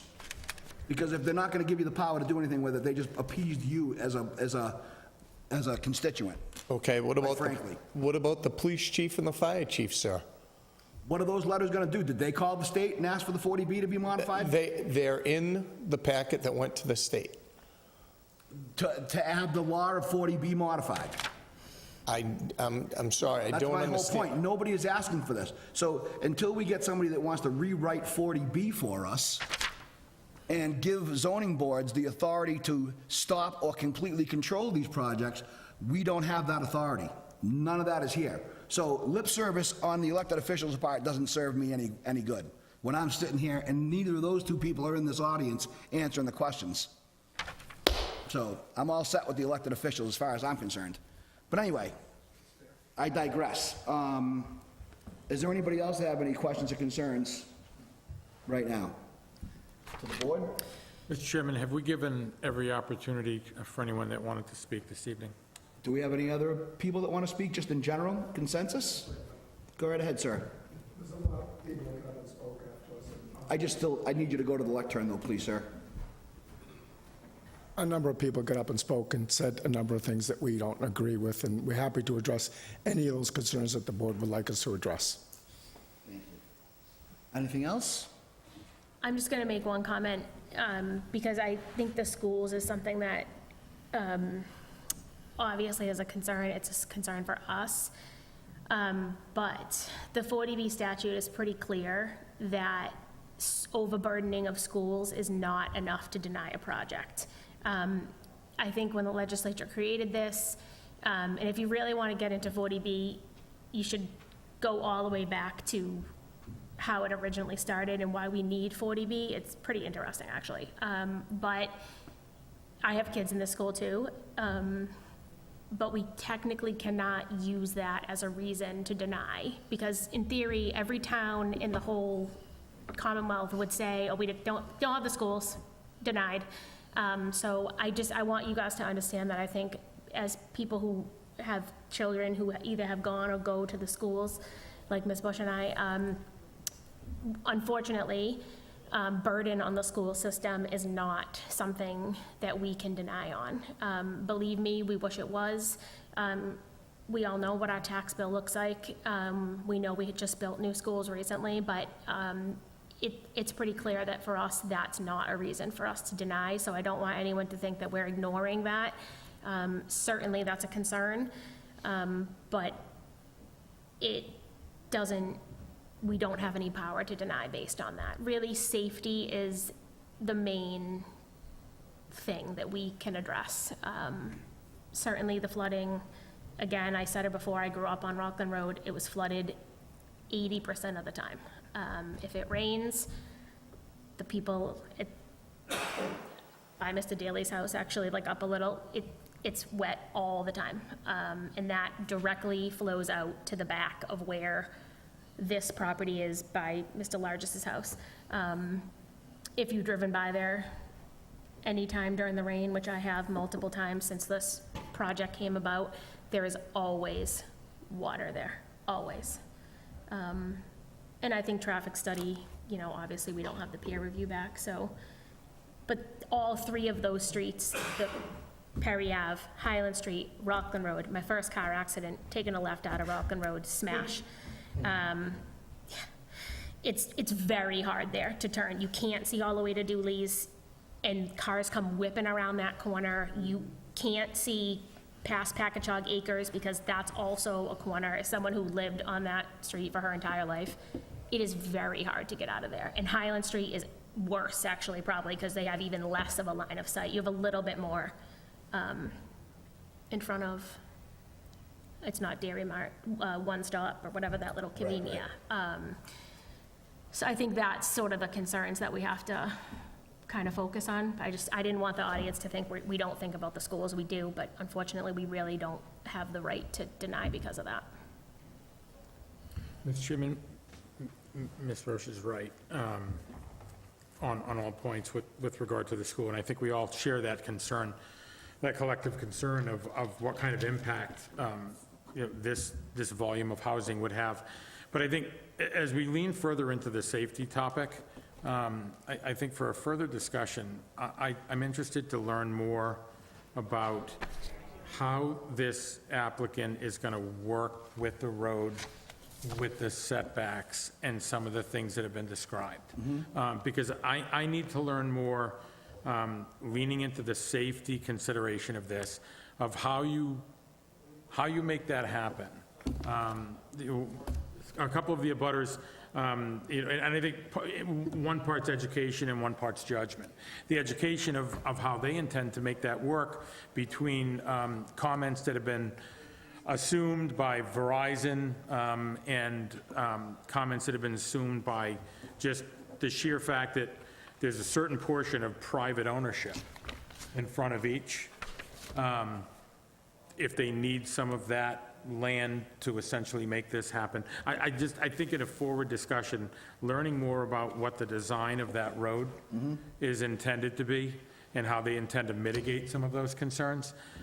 Because I would agree with Ms. Roche that, you know, we need to focus moving forward on truly the safety impact of that.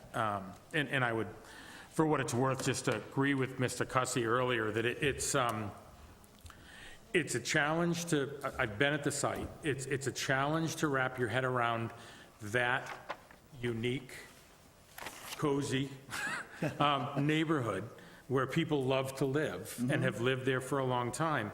It's a challenge to see that kind of industrial, I know it's residential, but I mean, you're talking about large block buildings. It's hard to understand how that's going to fit in there and not change their lives. Right. I agree with all of those concerns. And you can see, I think I've demonstrated, unfortunately, some of my frustration tonight, because we have situations here that we cannot control, and they basically leave us out in the wind, and they go, oh, well, that's just the zoning board's issue. Well, it's not. It's because it's the way the legislation was set up to begin with. It's the lack of interest in trying to edit it or correct it from here forward. And, you know, that's just the way the cookie crumbles, so to speak. Well, Mr. Chairman, you and I are truly rowing on the same side of the canoe. Yes, correct. I mean, I think we... And unfortunately, that canoe sometimes goes in circles. We straddle, and it may be that I just had such a long day at the office today that I'm a little less passionate this evening to get on a box.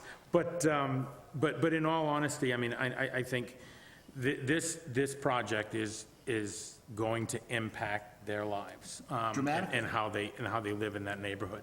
And that, I think, is what the burden that we all carry, based on the narrow control that we're perceived to have. Correct.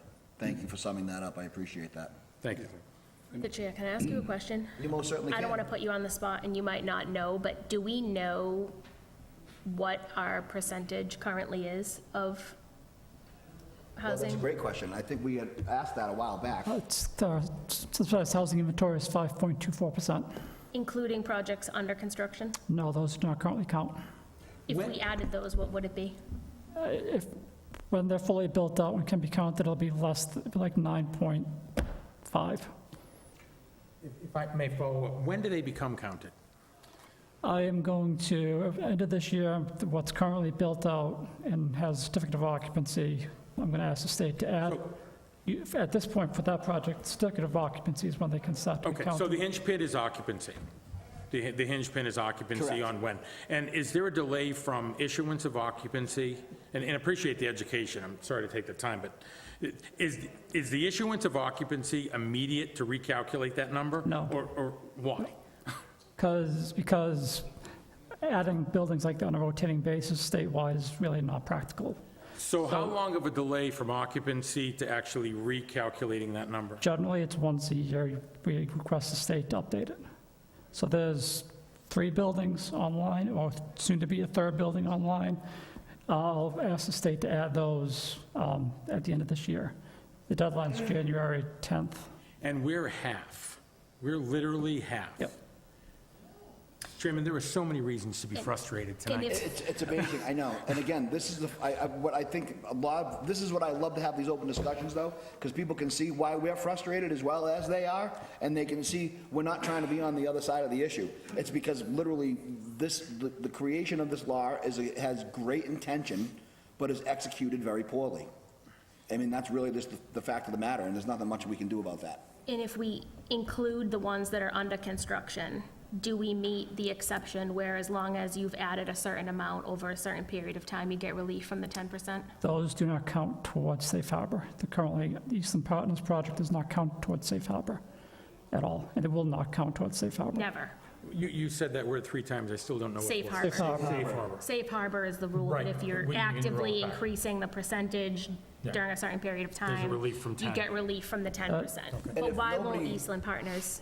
That only counts the first year of their eligibility. So when that was approved, 2021, it would have counted for that 1 year only. Even if all 3 buildings weren't online?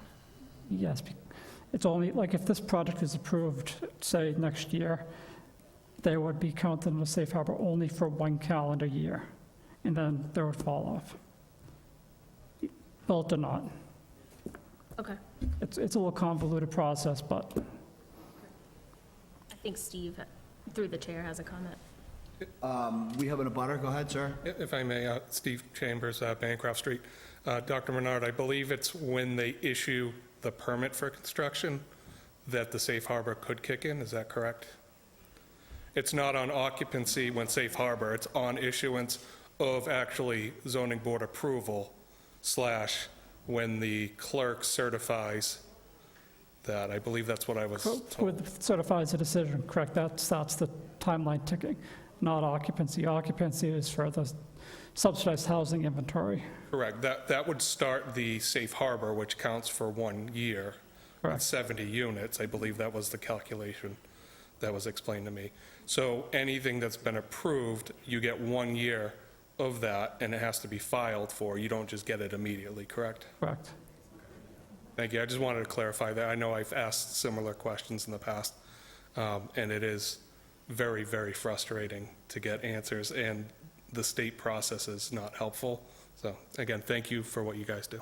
And your comments are much more tempered than mine, I must admit, because your skill at being a little bit more gentlemanly about the lack of effort on the state is not lost, I can tell you that. I probably had a few more years to digest a lot of this. Yeah. Certainly my frustration, and I know Mr. Menard's, or Dr. Menard's been putting a lot of effort to get more answers, so I can understand his frustration as well. And again, legislation isn't going forward to help this process. So there's certainly an outcry and a need to address it, and a need to address affordable housing. So thank you. I just think that it's interesting that the simple term safe harbor, that doesn't tell you the attitude of the entire project, right? Because when the state says, well, you can get the safe harbor if you have X amount of number of apartments, which means, other than safe harbor means storm, correct? Right. I mean, that's how I interpret the term safe harbor. That's what you took out of that, Mr. Chairman. I think the gentleman has something to say. As he comes up, I'm reminded that I thought when I was a young man that I would have more temperance when I was older, and it's just not true. Okay, so I don't think, honestly, as much as it's, I would like to keep these hearings going, and I will keep them going as long as necessary, but I don't necessarily think that at this point, we're not really gathering any more new information to discuss this evening. So I think it would be best interest if we moved on with the respect of our other applicants and our other business that we still have to attend to. Even though it's smaller items, we still have business to attend to. So yes, sir, if you could, please. So one of the members of the board brought up school-age children, and I know you can't deny me because of school-age children. However, that's not really a factor because, as I stated, the market that we generally tend to get is younger people, either not married, some divorced people we get, good amount, and then we get seniors. Those aren't the ones having children. It doesn't attract that many families, contrary to what the state would like us to have, because we're required to do 10% 3 bedrooms, which they are trying to get more families. Unfortunately, we don't get a lot of children. Fortunately, unfortunately, however side you want to look at it, if we get, and I'm not going to be accurate on this number, but we probably won't get 5 school-age children in this 150 units. The number is so low, and I don't want to be quoted on that because I don't have that exact number right now. So please don't hold me to that number, but it's really low, and I can go back with the accurate number. So school-age children is not a factor. These actually turn out to be a boon for the town for taxes. They pay a lot more taxes than they draw services because of the low amount of school-age children, because all the property itself will be private. So it is a boon in other developments to the town for taxes. Another derogatory remark, and I can't help but saying about me being only in for the money. I hope to build this and make a profit and pay taxes and be a good citizen. That's what we do. We're a private industry. This is not a government agency. We're not subsidized by governments. We go to the banks. We borrow it at the conventional rates. We try to make the numbers work. I can tell you right now, there's 5 projects right now I know of, and they're non-performing because the numbers don't work, because the costs are so high, because the interest rates are so high, and because the rents are stable right now. So I hope to make a profit, and I'm not ashamed of that, because I work hard for what we do, and we produce a good product.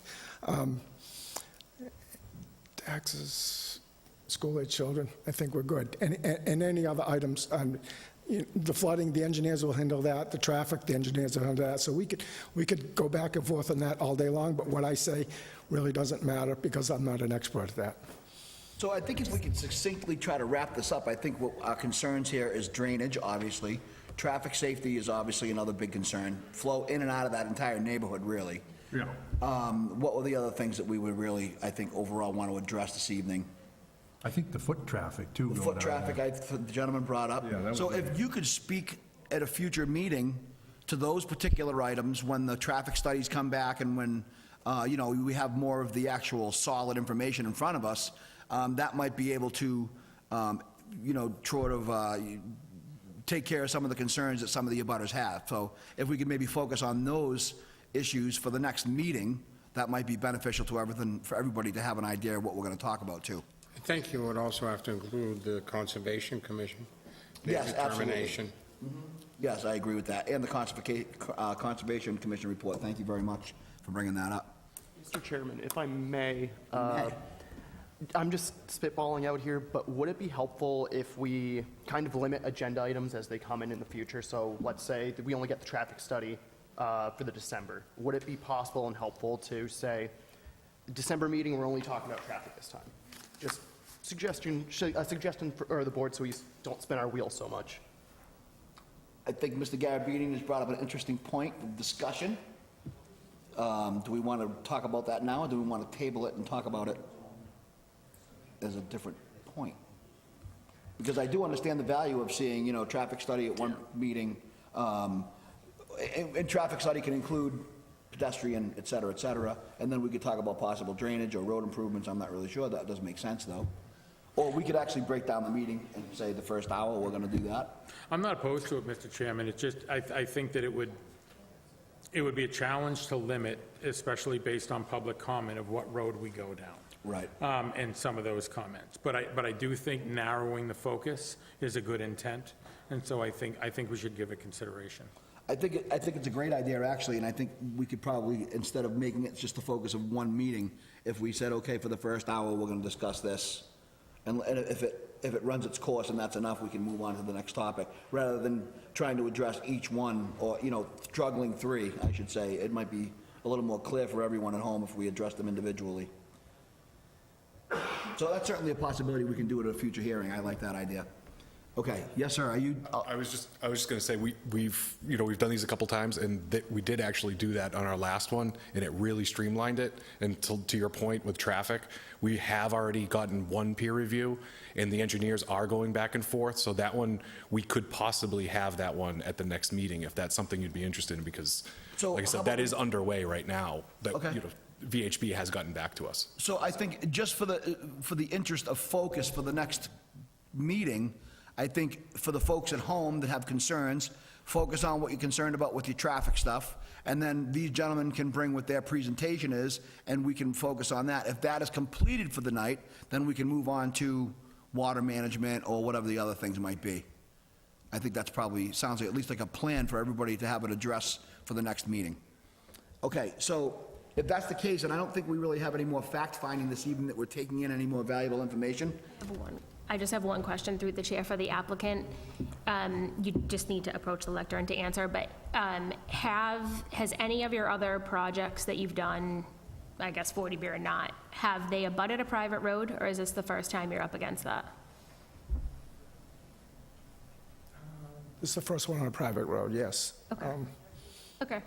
And again, we worked with the, originally, we worked with the selectmen. We met with the engineering department and planning board and DPW, but, it's been a while, and we're happy to go back to that again to make sure that nothing's changed on that level, because we talked about that. So we're happy to meet with the planning board or the engineering department, the DPW, whatever, whoever you think we should work with, and maybe we can get that in between now and then to make sure that what we propose then is what they still desire today. So if we could meet with them in the meantime, that would be helpful.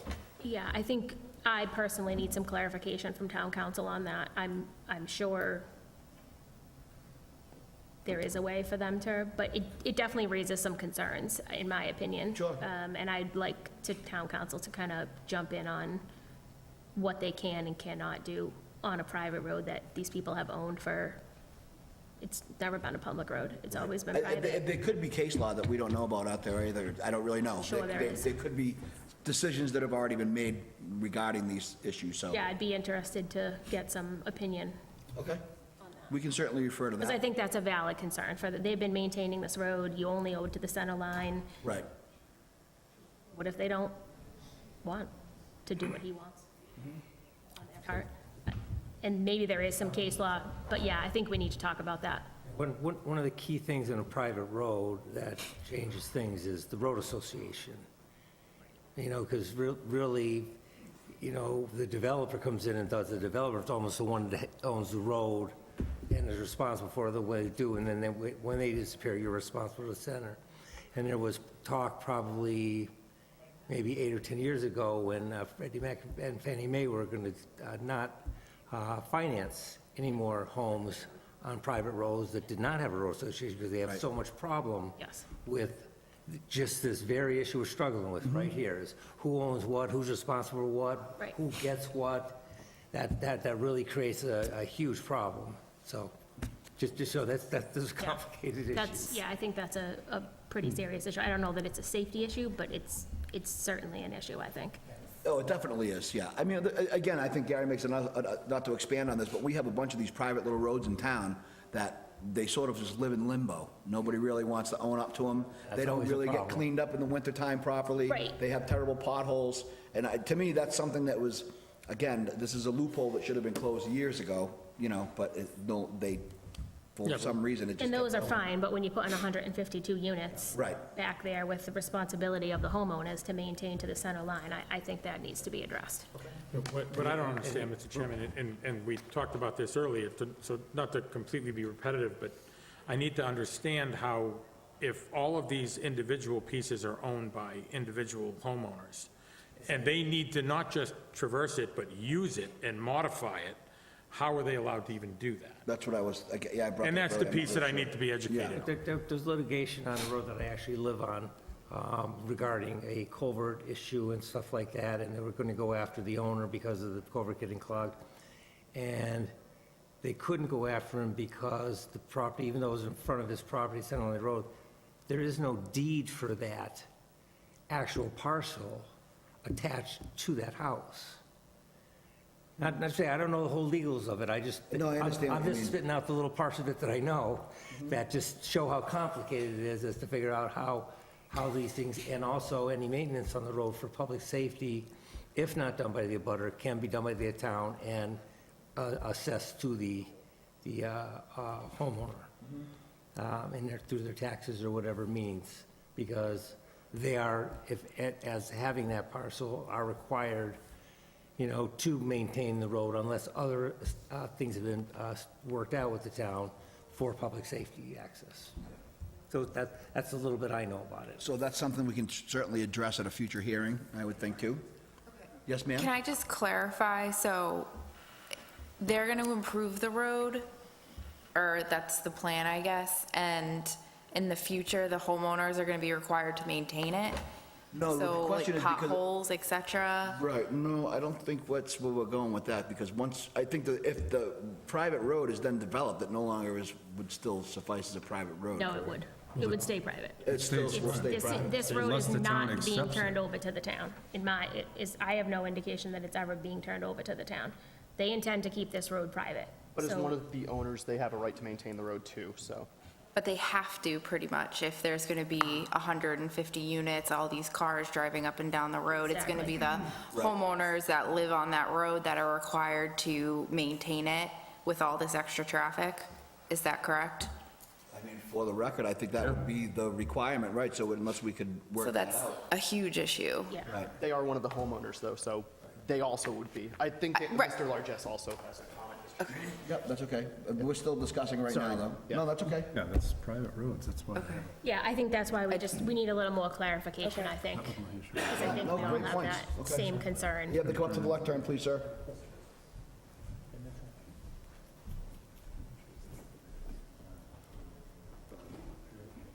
Thank you for recognizing me, Mr. Chair. So years ago, the town discussed about taking the road over, and town meeting voted it down.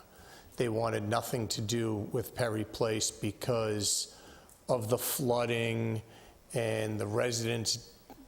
We really didn't want the town to take it over, to be honest with you. We were happy the way it was, and we maintain it. Again, like you just said, we'd fill in the potholes. Myself and Mr. Daiquiri, the town comes down, they run the plow down it, they do a path down the middle. Myself and Mr. Daiquiri plow it back right to the edges, without pushing it into the wetlands, obviously, but we push it to the edges. So I don't know if that clarifies anything as far as the road being taken over, but the town wanted nothing to do with it because we didn't want anything to do with it. So I don't know if I can answer any other. Yeah, and again, that was one of the other reasons, because there is a private sewer main on it. So the town didn't want to take a road over with a private sewer main. So both myself and Mr. Daiquiri, I mean, I've been doing it since my father passed away in '98. My father did it. He was one of the original residents down there, along with Mr. Downer's grandparents. So we're both third generation, go back to the early 1900s. We've been maintaining the road, whether it was putting gravel in. So it's been that way, and hopefully it stays that way. Okay, so I think that we've run this course for this evening. I don't think there's anything else. We're not gaining any new information here. So I'm going to ask that we continue this hearing again until the following meeting. That will be I just want to make sure. I think it's 19. 19. Yeah, I just like to make sure I go through. So correct, 12/19 will be our next hearing on this matter. I think if people could be prepared to discuss specifically traffic concerns, so you all know what's going on for the next one. And then if we get past that to water management, then we'll certainly keep it open, and we'll move forward from there. So thank you all very much for your time, but we need to move on to our other items for this evening. Mr. Chairman, I'll make a motion to continue as stated until I'll the next second. meeting. All in favor? Aye. Any opposed? No. Okay, so this meeting remains open for hearing and public comment at the town hall until the December meeting.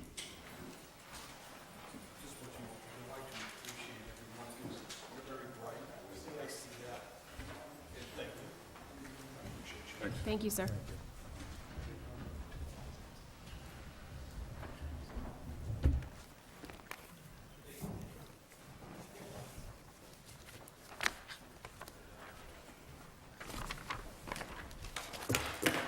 Whoops. Okay, so we have my agenda pile right there with it now. Okay, so everybody is cleared out for that particular hearing. Perry Place has been continued. We have other business. So we have some decisions we'll go through first.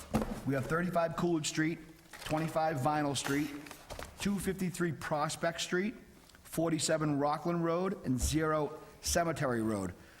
Do I have a motion to accept the decisions as written and submitted? Chairman, motion to accept the decisions as written and submitted. Do I have a second? Second. All in favor? Aye. Any opposed? Hearing none, seeing none. The minutes, the decisions are accepted into the record. We have them, Ready? Yeah. I'm sorry?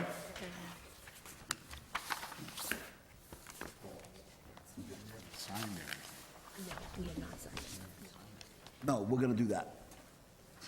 Have them? Yes. Signatures? So, the minutes from 7/1/24, 8/15/24, 9/19/24, and 10/17/24. Do I have a motion to accept the minutes as submitted? Mr. Chairman, I'll make a motion to accept the minutes as submitted with the dates that you read because you have my agenda. Do I have a second? Second.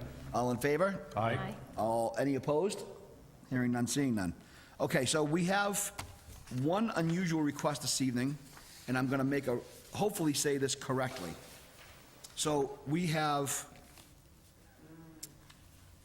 a request to postpone signing one particular decision, and it's for Rockland Road. So, as you recall, this was the recycling plant, came before us last meeting. They had discussed the issues, and the board made a decision. In the meantime, because of the timing, there has been other work in that building, and the applicants and the abutters have had other discussions.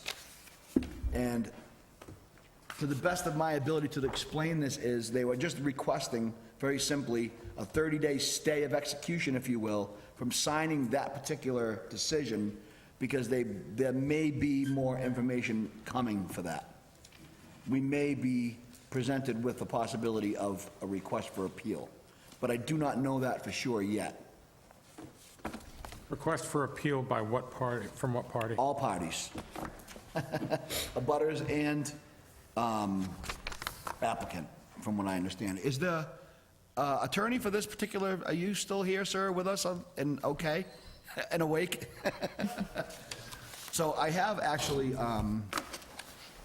Attorney Broder is here, he hung out and waited for this, and I think he can do a better job of explaining what it is before I move it to the board. Different, not I better. can try. So, at your last meeting, the board denied the special permit request that was in front of the board. And I think it's clear from, what our client's doing and intending to do with the property that they would be, needing to utilize this property long-term, and the decision doesn't allow them to do that. So we're left with only a little bit of recourse at this point, which would be to appeal the decision. I'm actually not privy to any, if there were conversations specifically with the abutters. It didn't come through me, but I do believe that, those conversations may have occurred, but I wasn't present, so I just can't speak to those. But I think that the whole point is to see if there's a different path versus an appeal. If there is an ability to have a conversation, to come up with acceptable conditions, potentially, that then we could propose to the board as conditions of a revised decision, which would be an approval with conditions. So it's to give an opportunity to do that, to have those discussions. Is there any abutters here on this particular one that would like to speak again then? Could you gentlemen want to come up and introduce yourself and tell us what you're thinking here? And by the way, thank you very much for being patient through all this. I appreciate it. We know that our agendas sometimes can get lengthy and interesting. Tim Daly, 25 Rockland Road. I speak, I guess, on behalf of the residents. The project is still going on, and I know I can't talk about that tonight because it's not on the agenda. But we have agreed to discuss the property and what's being done with the owner and the town of Auburn and Gary. And we hope to get a meeting, sit down with us, talk about our likes, our dislikes, his wants, our wants, and see if we can come up with something that is good for all of us. If we can't do that, then I would hope that it would come back and you would sign it, and that your decision would stay, and then he could do whatever he wanted to do. But we've been willing to take the 30 days and see if we can change something. I don't know. I mean, we're with an open mind, but if we can't change anything, then we'd like you to go back to your original decision. So that's where we are right now. We have agreed to sit down with the town, to sit down with the owner, sit down with the owners, and just see if there's something that will help everybody. And if there is, great, and if there isn't, then we're right back where we were. So that's what we agreed to. Okay? Is that? So I think. And you spoke with most of the neighborhood, or just, is there? I would say that I went around and asked the neighbors, and I went streets over and I discussed, different things. We feel that we're acting in good faith as far as the decision. Whether it pans out for us, we don't know. But right now, it's not good for the neighborhood. That's all we know. So if we can help the neighborhood, then great. And if we can't, then your decision is wonderful for us, and we'll abide by that. But we don't want to go more than 30 days if we can. So we're hoping to sit down with everybody before your next meeting, and we're hoping to answer you with yay or nay and see what we come up with. If we come up with nothing, then we're okay. It's back to you. Mr. Chairman, where does that leave the board on having to record that decision? What do we have for time left? That's a great question. There really isn't any particular time the decision's been made, so we're not, usually the time limit is to make a decision once the hearing is closed, not so much to sign the actual decision. And if this board decides to, delay signing what was decided, that's in your purview. And we'd schedule a new public hearing for the next meeting if you decide to go that route, so all the abutters will be notified that their consideration of all the parties is going to be basically reconsidered. Attorney Broder, is there a limit on your appeal period, though? 20 days. So there is, but the appeal period doesn't start until the decision's clocked in with the town Okay. clerk. Okay. What I suggested in my very brief letter, though, was, in writing so you'd have it, was we would be perfectly willing to allow the board to extend the decision deadline. So in Mass General Law, you have a certain time from the close of the hearing to issue the decision, but we can agree to extend that so that you wouldn't be in a, we couldn't have you in a gotcha position where you said, oh, we didn't file the decision in time, therefore we get constructive approval. The written letter allows you to extend that out. I suggested until January, just in case. I think we should notify the abutters if the board decides to reopen the hearing. So I don't know that we have time from a mailing perspective and whatnot, so I just suggested your January meeting as an outside date to resolve it and have the decision. The deadline for the mailing is next week, so I'd have to know tonight what the plan is, and I can mail out post the public hearing and mail out the abutters notice next week, For the December the meeting? December meeting. So you could post for the meeting, and if nothing came of it, it would just be to keep the decision in place. But if something came out of the meetings that could be presented to you for your consideration, it's obviously still your decision. Mr. Daly, do you think the neighbors are okay with pushing it to January? I mean, oh, No, absolutely not. We've been doing this since April. I think it's time that we grow up and we realize, I believe that the owner of the property has no idea the noise of the trucks. Yes, maybe there's going to be 40 trucks. Yeah, it's 40 trucks, that's what everyone says. And if they come late, they come late. If they come early, they come early. Okay? But it's the noise. Okay, like I said the last time, I can lay in my bed at 7 o'clock in the morning, I sleep in the back of the house, and I know that a truck is either going to come down the road or it's going to go up the road. And we can hear it in the house. So I do not, I speak for the neighbors, I hope, and I do not agree that we drag this out any further. I think 30 days is more than enough to sit down, see if we can be somewhat happy. If we can, great. If we can't, it's back to you at the next meeting. But I think I speak for the neighbors. I would not agree that we hold this out to January. And the main reason I wouldn't is because the trucks are still going to come up and down the road. Nothing's going to change in the neighborhood. All right? And more people are paying attention to what the trucks are now. So really, as far as the variance, the annoyance is the trucks right now. And so I think I speak for the neighbors that no, we would not be agreed to go past January. I'd like to see you meet in November, right? I mean, this December? We do. I'm sorry. Yep. I would like to see us speak and get this taken care of by your December meeting, either way. Thank you. Yeah, I mean, Mr. Chairman, I'm fine with tabling this signature and taking it on in December. Is the intent that the December meeting, if in fact that would reopen for a public hearing, would we have the opportunity to amend the decision if we decided to do so? So I And think we take would it have on to a make sure vote? I mean, we're procedurally. on record to take a vote. Thank you. Our vote's on record. Right. Take a vote. get rid of the last vote, and if the vote changes. So we then would, can vote. so it is possible for us to vacate the previous vote? Correct. And then move forward based on new information? I mean, given their collaboration, I would be compelled to give them the time and put it on the agenda in December. There's no downside to that. And I agree with you 100%, and I also think it's pretty important as government representatives here, what we are, is I very rarely see government reversing course on anything.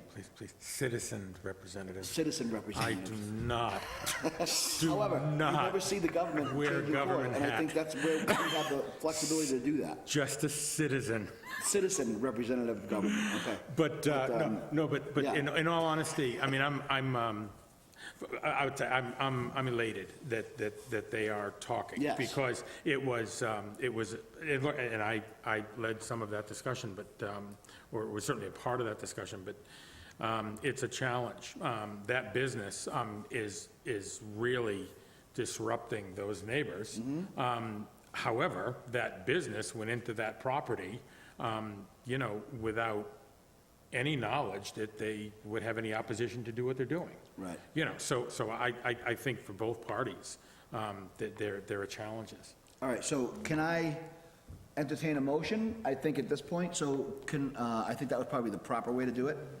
So we have two options here. So for 47 Rockwell Road, we can sign the decisions tonight, which we've discussed, or we cannot sign the decision and vote to hold a new public hearing to reconsider the special permit application. And again, I'm just reading what was here. It says, I move the board delays in signing preparation, decision for 47 Rockland Road, and schedule a new public hearing for December 19th ZBA meeting to consider the applicant's request for a new special permit. So, Mr. Chairman, I'll make the motion to, There you go, thank you. Get the cheaters. I move that the board delays signing in preparation for the prepared decision for 47 Rockland Road, and schedule a new public hearing for December 19th, ZBA meeting to be considered for applicants requesting for a special permit. Do I have a second on that motion? I'll second. Sure. All in favor? Aye. Just want to make sure on this one, so we have it. So I have Vice Chair Maron voted to approve. Mr. Cussy? I'll approve. Ms. Roach? I'll approve. Deny. Deny? I deny, based on the fact that the motion included the wording, "a new public hearing." That's the motion you just put forth, Mr. Mayor. And that is, in fact, Mr. Chacolo, in the text. I deny on that basis. And I'll vote to approve, so. If you do pass that motion, that takes the decision that they could fall back on. They've lost that. In other words, if you're having a new public hearing, that's what you're having. But they have won the position that they came here for. If you have a new public hearing, they have lost. If you, to put it at a win and lose situation, they have lost the standing that they currently have. So are you suggesting procedurally we should just not, we should reopen that hearing and just not? Well, the hearing's been closed, Mr. Chairman. I Right, don't we believe we can't. can reopen. It Right. does in fact, I think it we doesn't, should reopen. it does in fact need to be a new public hearing. And they do. They have certain standing that they have fought for and won. They lose that if we decide we're going to have a new public hearing. That's like we're considering what they came here for and did, null and void. Hearing to consider whether an agreement has been reached between the two parties. Right. Well, I think that's what we have to be careful as That's what well. we're hoping to strike and going on, starting as soon as Monday, is to strike a deal between the two parties and come in with something written to the board that they've agreed that these are the terms of how this would work. And if you can't come with that, then that would just be off the table, and it will be a signing of that order, as far as my understanding with the discussion that we had. If what they are stating, they come in and, oh, everybody's lovey-dovey, we've got a nice agreement, fine, but if not, they would like to fall back on what they have achieved already. Other than that, they have no standing whatsoever now. It's like they never came. But, Mr. Chacolo, I concede, I absolutely understand your point.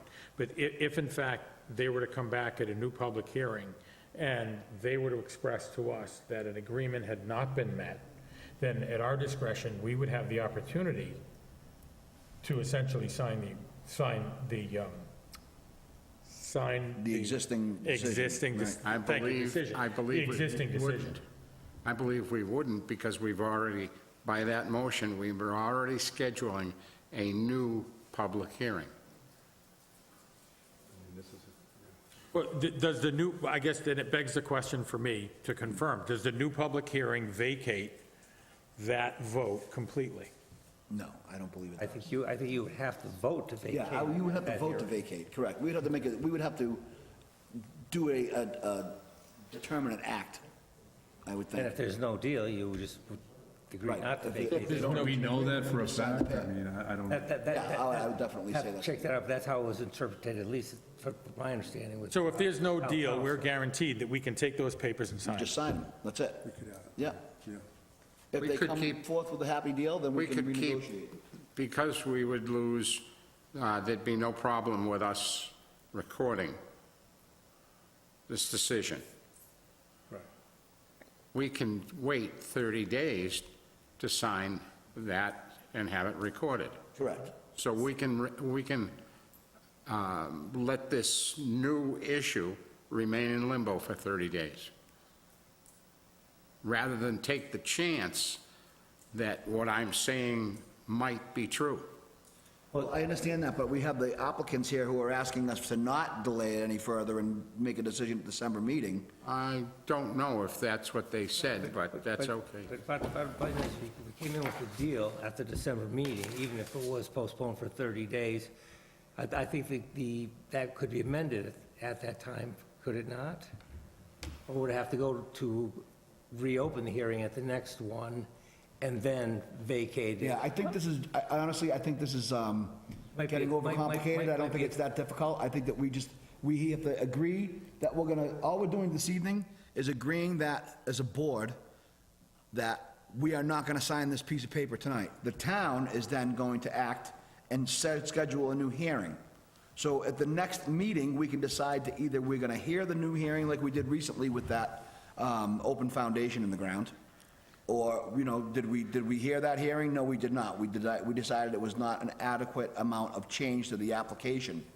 So we can take that same tact or path with this one and say we can either sign the decision that we have existing this evening, or we can revisit that public hearing.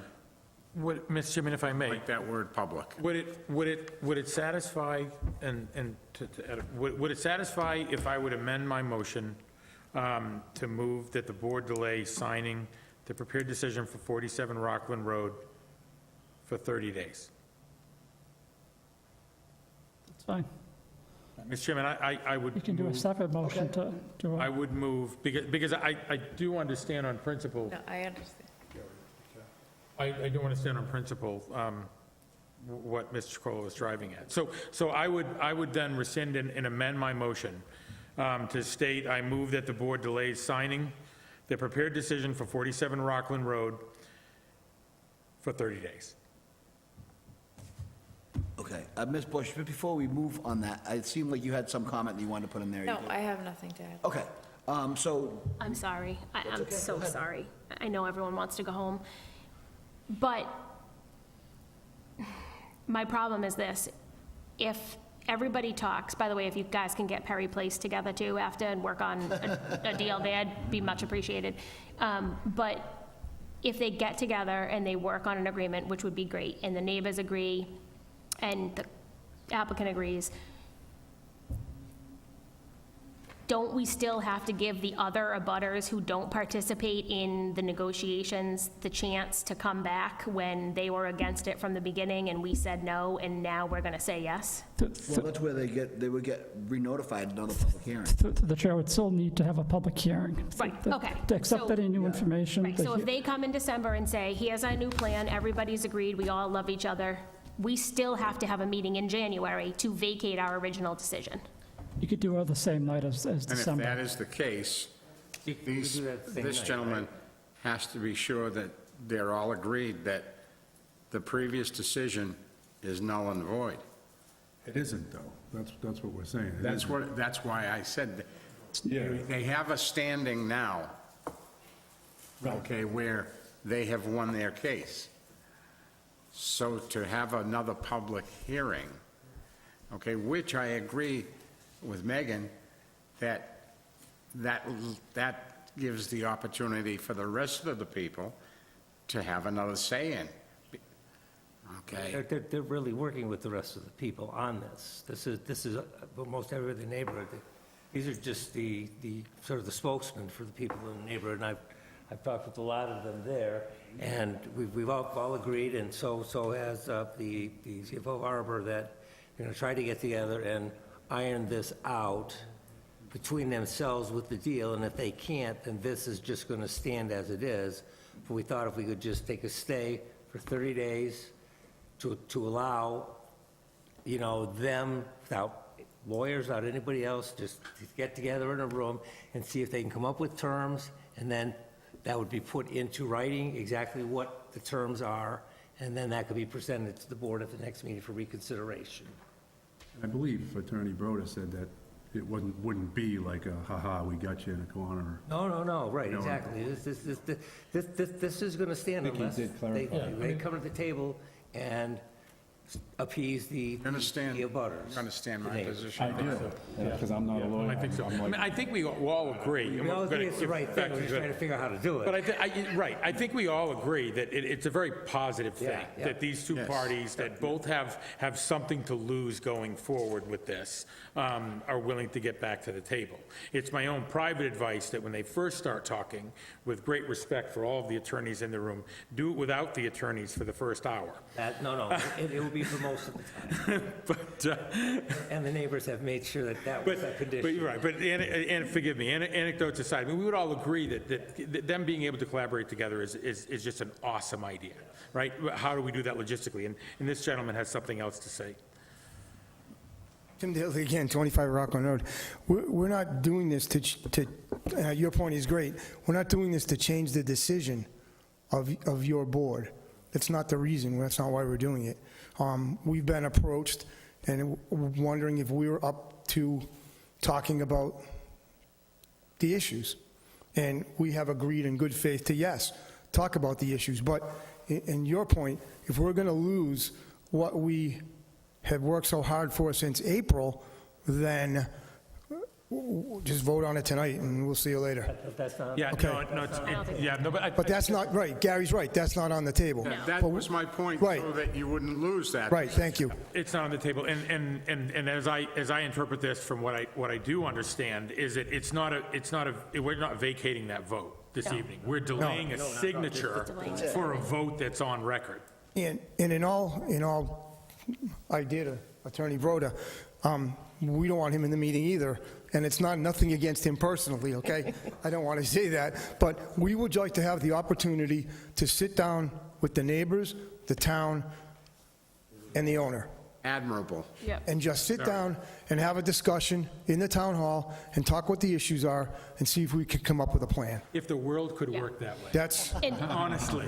I'm sure you guys know this already, but I'll say it just for the record as the abutter, as if you don't come to an agreement and they appeal and they win, they win. you get no say. We You don't get no wiggle room on time, on that, they get a yes, and they do whatever they want. So if you sign tonight, we get no say anyways, correct? So Correct. what is there to lose? No, I think it's a great, Okay. I'm saying it to you in terms Okay. of like, keep your mind super open, we love people to collaborate, and you may be able to get them to agree to some terms on hours and some things that if they appeal and win, you will not have that option. So Correct. I think it's a great thing. And in fairness to the town, we don't want to be here till 11:30, so the only 3 people we've invited is us 3. Okay, so those will be the only people that'll be at the meeting. And can I also like to add, too, that I think at the end of the last meeting, I had mentioned that we have potentially are in an actionable position with the fact that this piece of property has a variance attached to it.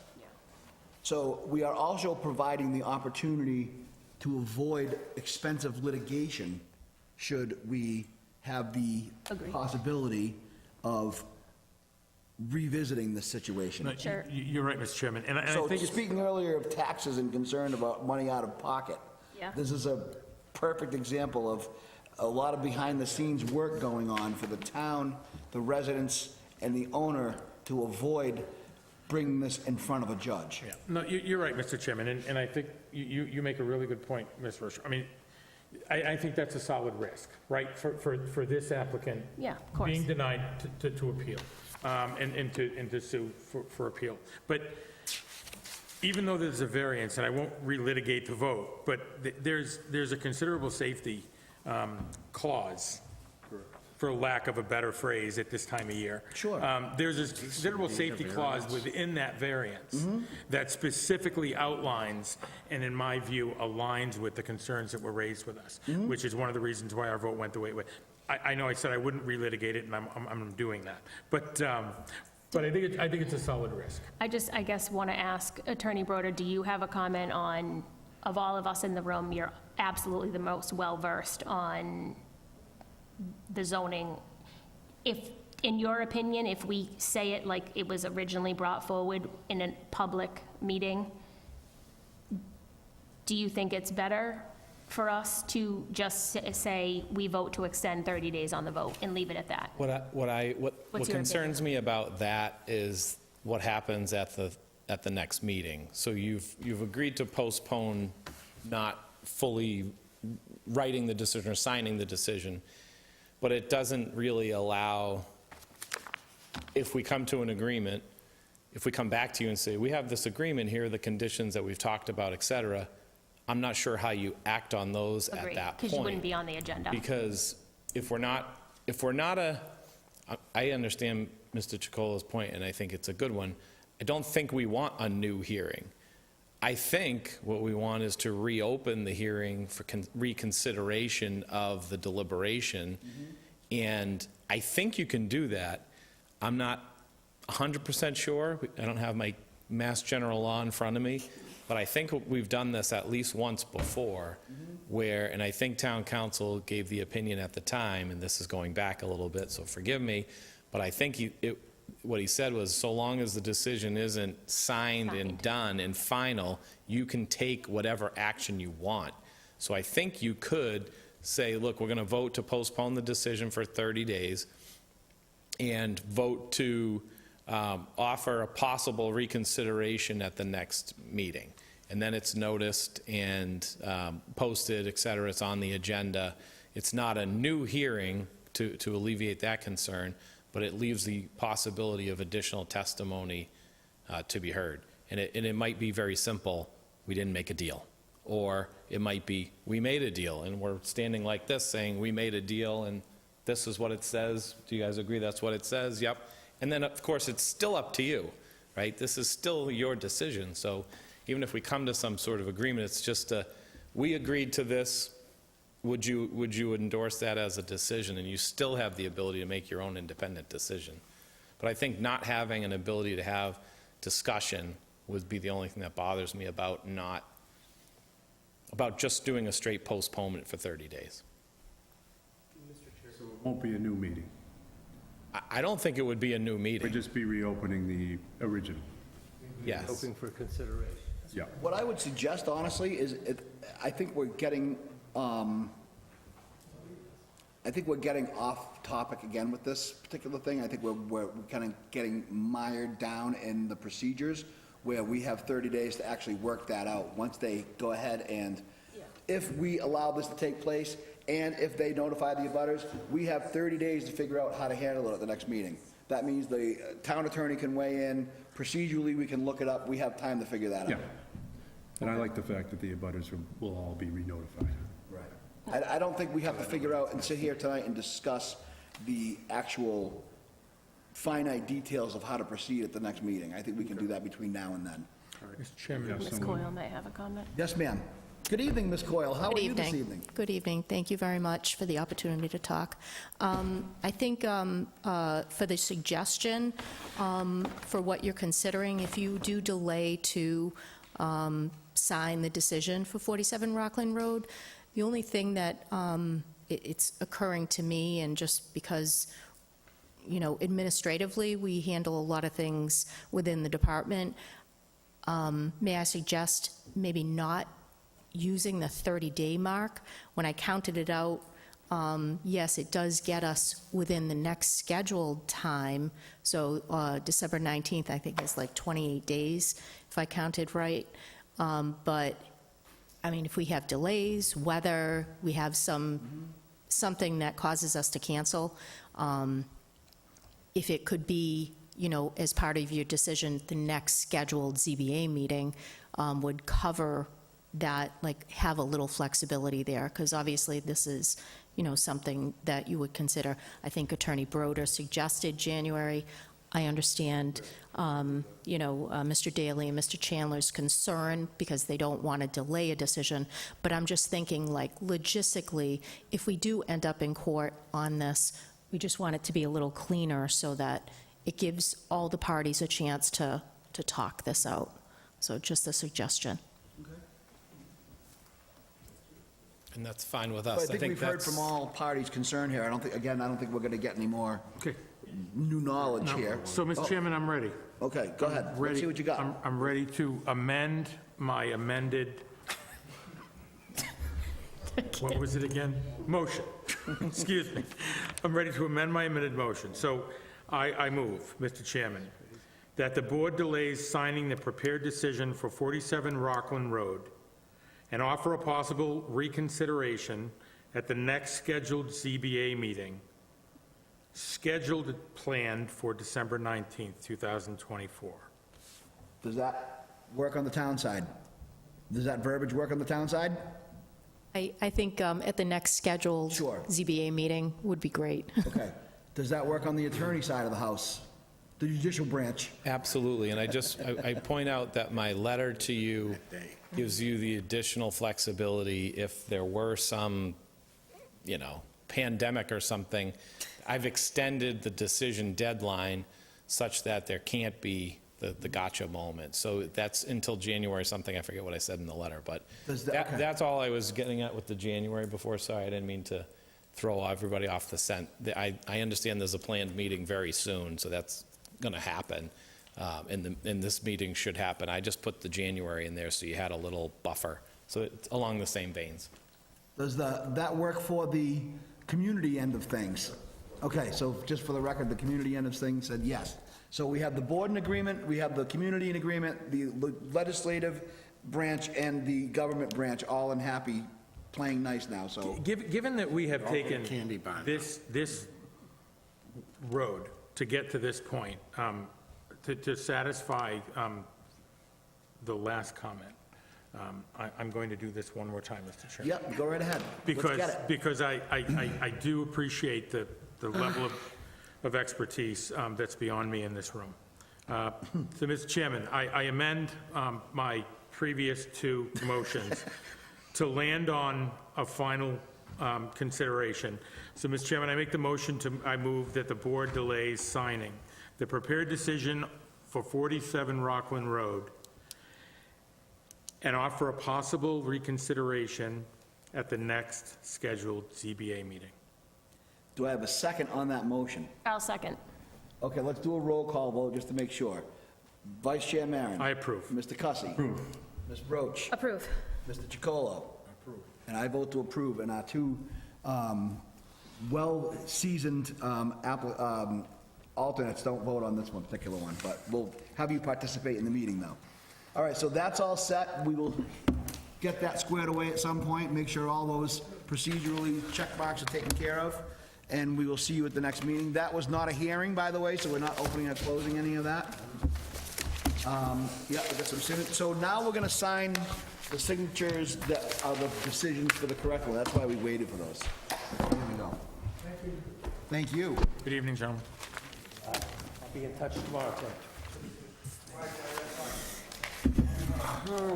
We're good to sign. Very good. Larry, that was a good call. What's that? That was a good call. Yeah, it's good that we all catch those little things there, you know? You don't want to take your men away. Want to adjourn the meeting? Doesn't reduce it back down. Please. Yeah, 1 second, they're signing right now. Yeah. Okay, so, Oh, I was like, I lost my pen, that's what I'm quick. we take care of the discussion, we take the modification, we take care of the minutes. We have no new business unforeseen by the chair, I believe, fortunately. So I'm happy with that, and we're just waiting for the rest of your signatures, and when those are completed back to the doctor over here, we can... Glasses, so when I On our go way. to sign something now, it's even crazy. I had my hearing tested. I'm sorry. I'm a mess.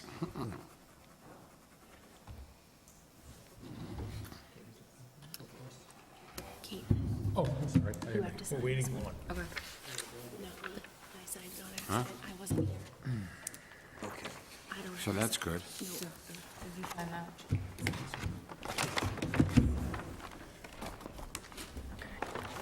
I was absent, so I'll sign this one. That's the extra long. Oh, you son of a gun, you knew it. I said, You knew. You scheduled your It's a conference. business Yeah, trip? conference. I swear, I didn't know it was gonna be 6 hours. I'll take that. And again, you know, while we're doing this too, I just gotta say thank you very much, all of you, again. Like, to wade through all of these things and try to make everybody happy and try to get through all these is really challenging. So I really do Oh, no, appreciate Larry's all still of gonna do your that. I gotta sign diligence that. in sorting through all these problems. And to the town You got side long too, thank you names. very much for doing all that in the A long background. name. Like I said, people don't It's realize, because I haven't got my glasses, I'm in the signing event it. things like that do go to Did I the sign legal that? aspect of things, then Oh, I don't know. this can save the town a substantial amount of money. I know that, and that's why I went to bat to try to get everybody together. We're I'm at working with Lawrence both this month, sides. that's why. Monday, we're gonna be in either this room or that room with our small group, two from Okay, our and you group, signed those that. three, and we're trying to hammer out a deal. Yeah, 'Cause perfect. As Megan said perfectly, Okay. both sides can lose here. Right, And absolutely. I mentioned, Are they all done? they may get Are they all nothing set? for conditions.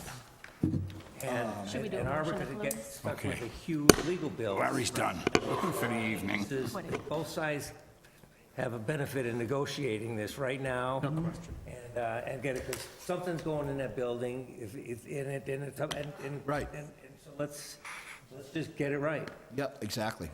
And it's hard, I feel bad, because the down to Perry sprinkler Place to see. issue that started this whole thing, which really complicated the truck traffic, complicated a lot of things there, and the fact we couldn't get the baler working until Tuesday after the decision. And my guy went there that day to check, and John didn't think anybody was in the building, and he opened up the door, and then the baler was running. It's how quiet it is. As you even stated, they do not make a lot of noise. Okay. Yeah, it's just the truck traffic. I'll Well, make a motion to Exactly, close. and that's why maybe that road is going to need to be for Yeah, we're still fire live. department, life safety, I believe, is going to have to go up to 18 feet for the roadway going down. And I think that they're going to be looking to want to get it paved, which, if nothing else, it's going to quiet the truck traffic down a tremendous amount. Yeah, the dust and everything. Yeah. So these are things we'll try and get hammered out over the next week or two here, and hopefully come up with a much better resolve, because this is a dicey one. Excellent. No, that's, again, it's behind-the-scenes stuff that people don't realize. And before I close, one thing I wanted to talk about. December 5th, I believe it is. And I'm sure nobody else is watching this at home, and I'm the only person just listening to this, but there is a traffic safety concern meeting at the town hall here in this room to discuss overall traffic conditions in town. We all have concerns. We're all getting inundated with traffic. Most of our major projects come before this board now with a concern for traffic. So December 5th, show up in this room and discuss your concerns. You have your opportunity. I just want to make sure people know that. Great. So do I have a motion to adjourn? I'll make a motion to adjourn. Do I have a second? Second. All in favor? Aye. Nobody's opposed? Okay. See you next month. At our hearing yesterday,